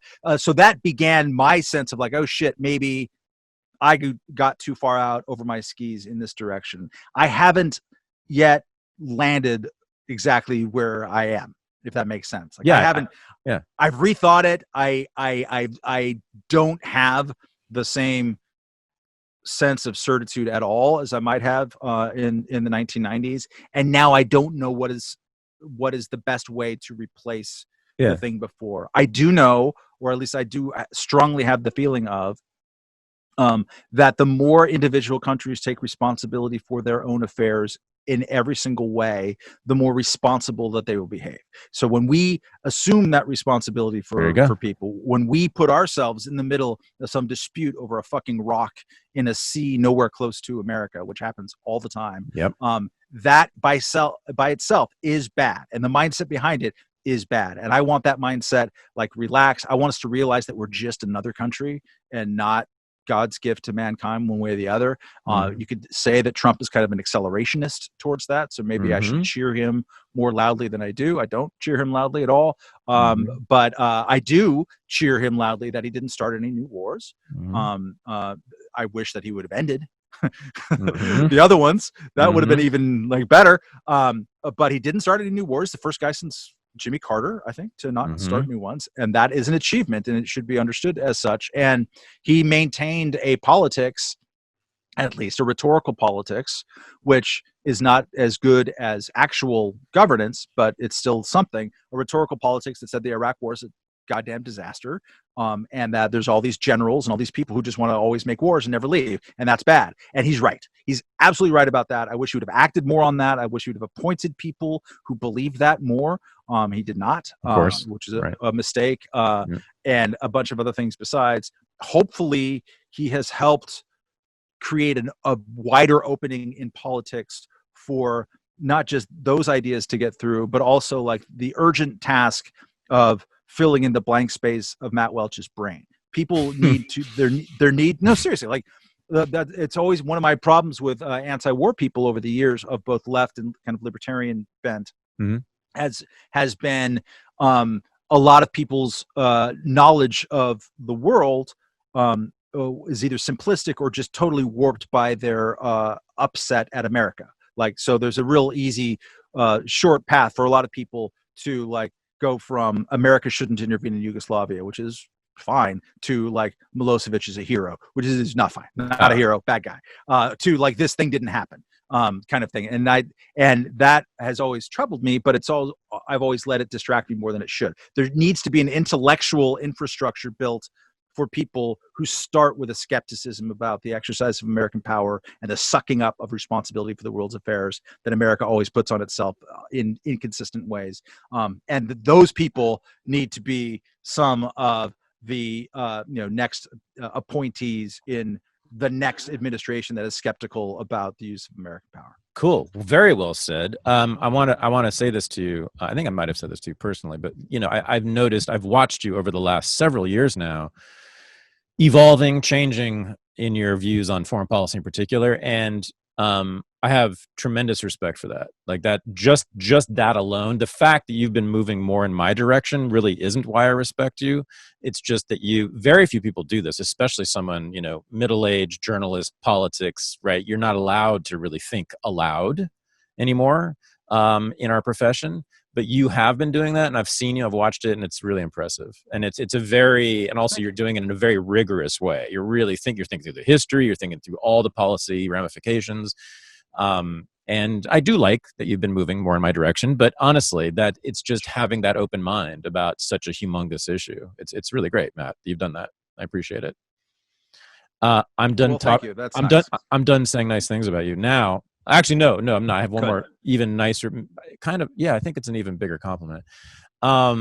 So our fathers both worked for Douglas, and that's why we live in California, or are from California. My Uh, dad, we lived next to Douglas. My dad worked for Rockwell and other people, but oh, sorry. it's Okay, essentially the same, though. sure, right, exactly. The military-industrial complex. The But Borg. so we have another thing in common, and I don't know if I've really told you this, but I wanted to be a journalist from the age of 13 or something, and that was the thing. I mean, I was going to be a journalist, and I became the editor-in-chief of the Berkeley High newspaper, and then Wow. I became the editor-in-chief of the Antioch College newspaper. And then I kind of gave it up when I had an internship with the Associated Press on Capitol Hill, and every single like crusty old reporter on the Hill said to me, "That kid, don't do it. It sucks. The pay is terrible. You're just going to be rewriting press releases from senators. Don't do it." And I was like, "Oh, okay. You guys are miserable." So I decided to go for the more lucrative route and become an academic historian. Yeah. So what happened was, a lot of people know the story, but I became an academic historian, PhD from Columbia, blah blah blah. Started teaching at Barnard College full time, and was essentially, not technically, but essentially fired it was in 2007, and then I got the contract for Renegade History, which is wonderful. Started writing that, and the year after that, you were named editor-in-chief of Reason, 2008, correct? Yes. And that was the year when I first heard about Reason.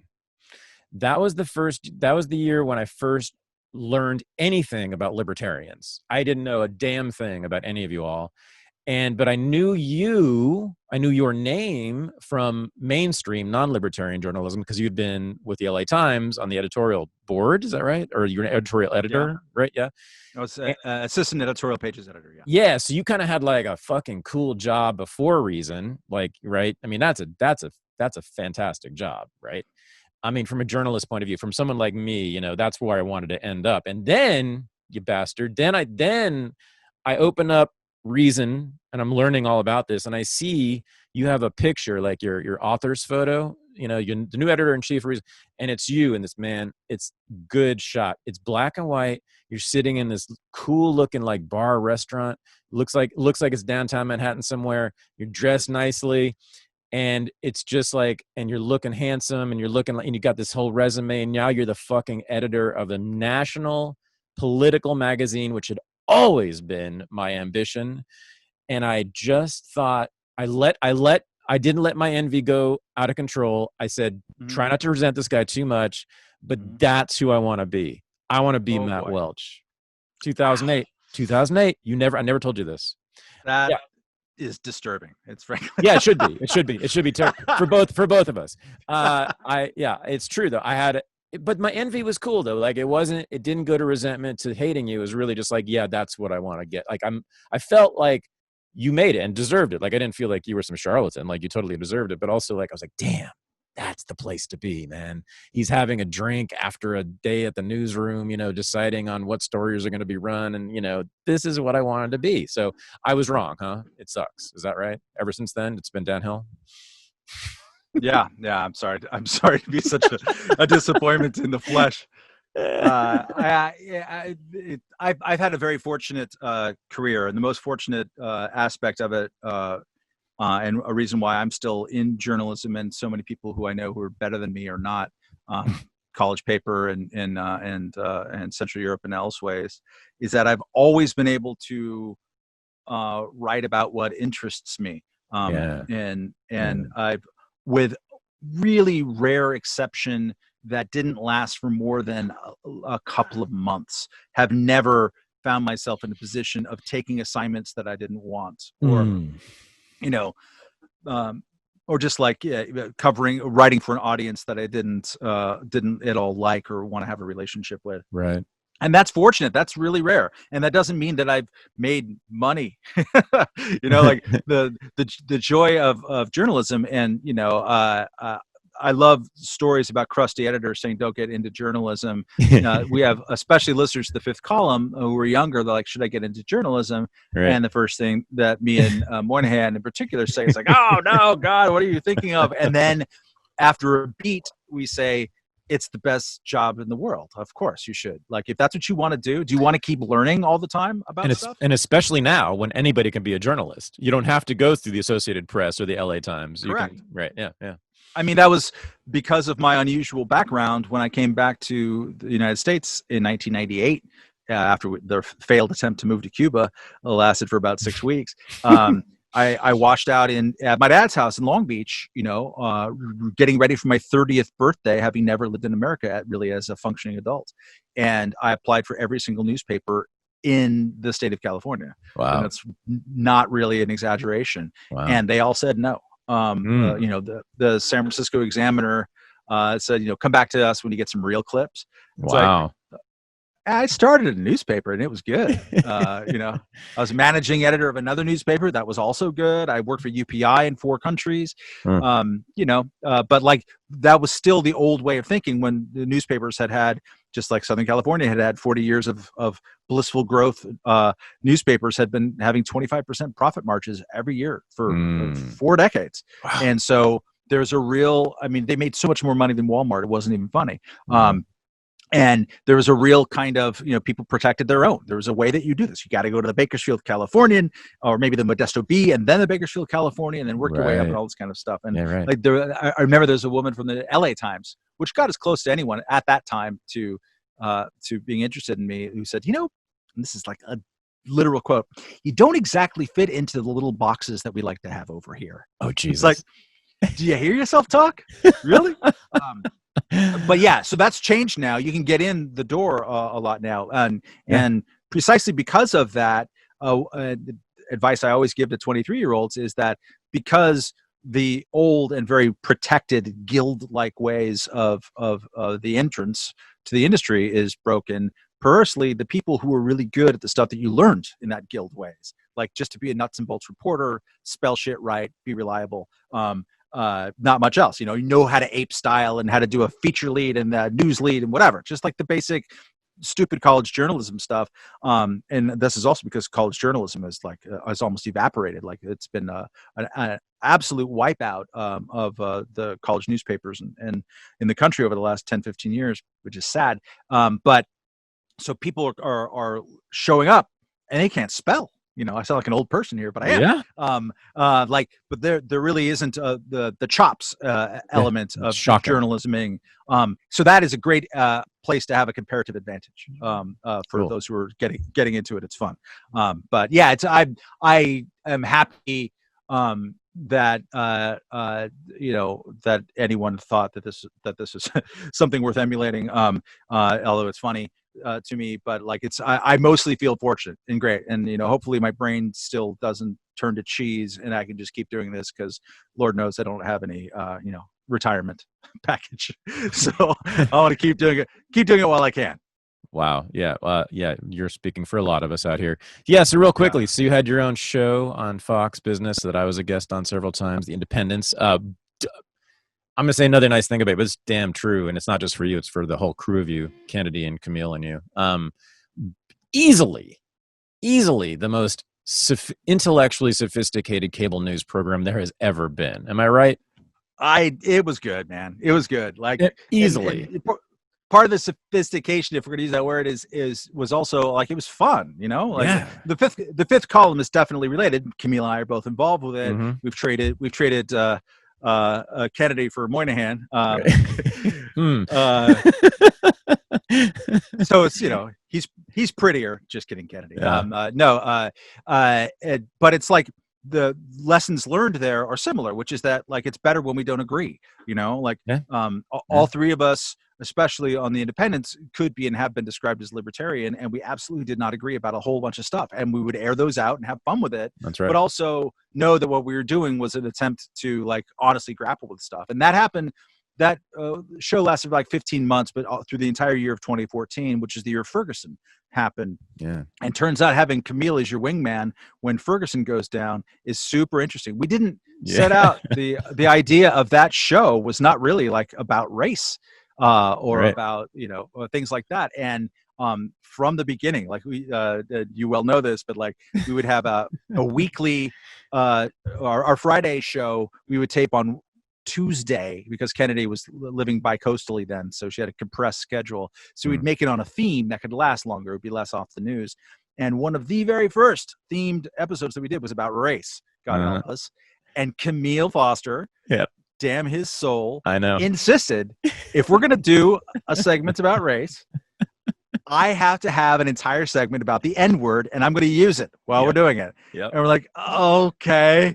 So you can still find it on YouTube, and it's great because Camille's just talking about, and like really super smart and interesting, dropping N-bombs right and left, and they just keep showing me and Kennedy just wincing like we're getting speed bagged in the nuts as he's going on. But it's absolutely compelling television and like honest real talk, even if we're wrong, whatever, like, and the people that we get like let's have those conversations. Let's have it out.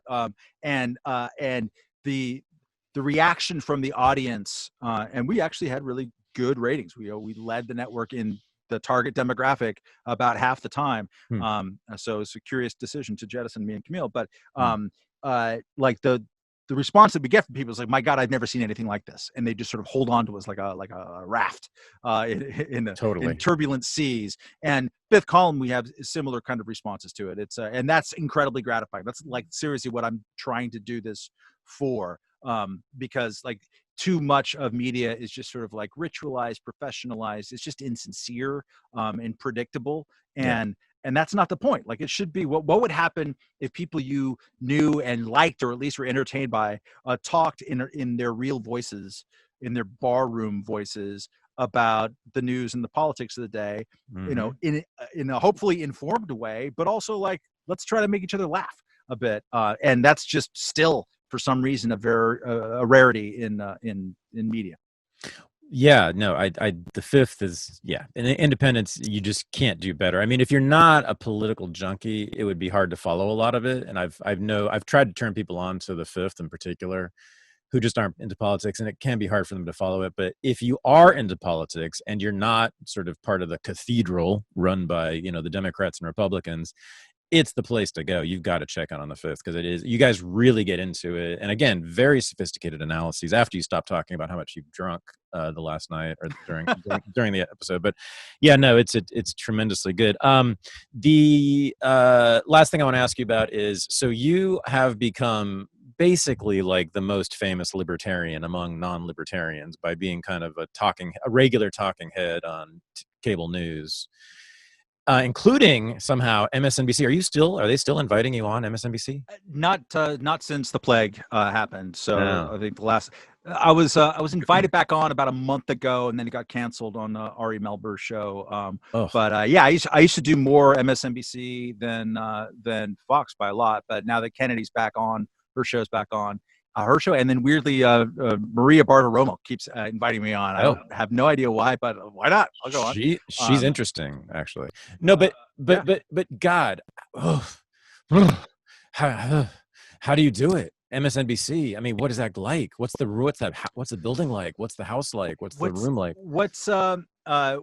It's interesting to see which shows and which anchors that I end up having the most the best rapport with. Okay. It turns out to be the newsiest of them by far. It's Craig Melvin, who is wonderful.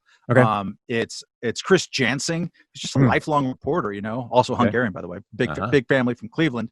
I'm blanking on a third, but Steve Kornacki. I know Kornacki. Yeah.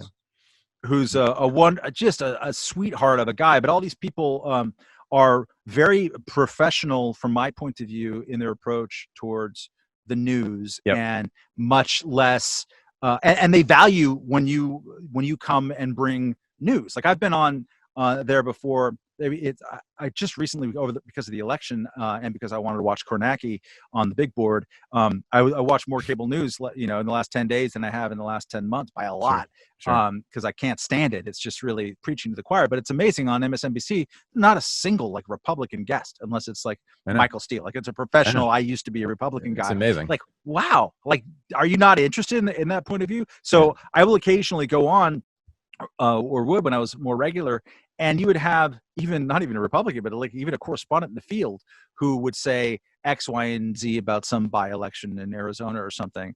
And in a polite way, I would say, well, actually, the facts on the ground are like this and this and this. Like I do the news homework, and so the people who have me on the most kind of appreciate that. Like I can breathe fire very sporadically on some issues that I may be passionate about or where I defend a point of view, and I do that on rare occasion. I use it selectively, but especially in a cable universe and context, you're actually helping people by sorting through the BS and kind of just getting people's frames right, regardless of whether what they're going to conclude with it. Yeah. So the hosts that like that stuff the best are the ones who end up liking me the best, and the feeling is mutual because they are on a truth-seeking exercise rather than a team rallying exercise. And the more team rallying types have pretty much never invited me on their shows, or it's very, very rare that I would go. And that makes sense. And that's true in the Fox building as well, for the most part. Like the places that I do the best with are people like Neil Cavuto, who's a great news dude, always has been, and is also intellectually curious and an independent thinker. And so that's going to be a natural gravitation. Well, you're a better man than I. I could not do that. There's no chance. I cannot stand those people at all. I could not even enter that building without having an allergic reaction. But I'm really glad you're doing it. Thank God. And yeah, you do a fantastic. Every time I see you on one of those shows, it's like, I can actually get through this segment. Matt, we did it finally. We Thank did it, you. Thad. Thanks to you too, and also your audience, who are wonderful people who communicate with us cross podcast a lot. Oh, cool. And, yeah. It's a great ecosystem that we're all a part of and trying to grow and nurture and not let down serially. That's true. The Fifth and Unregistered definitely share a lot of people, which is wonderful. Yep. Yeah. Smartest people on the internet, God damn it. Thank you. Yep. All right. You're the best, Matt. And I will probably see you pretty soon. All right, man. Have a great one. Thank you. Thank you. Bye-bye. This is the Unregistered podcast, and I'm Thaddeus Russell. To join the new Renegade University, go to renegadeuniversity.com. To join the new Unregistered Underground, the supporting listeners group for the podcast, go to unregisteredunderground.com. Thanks for listening.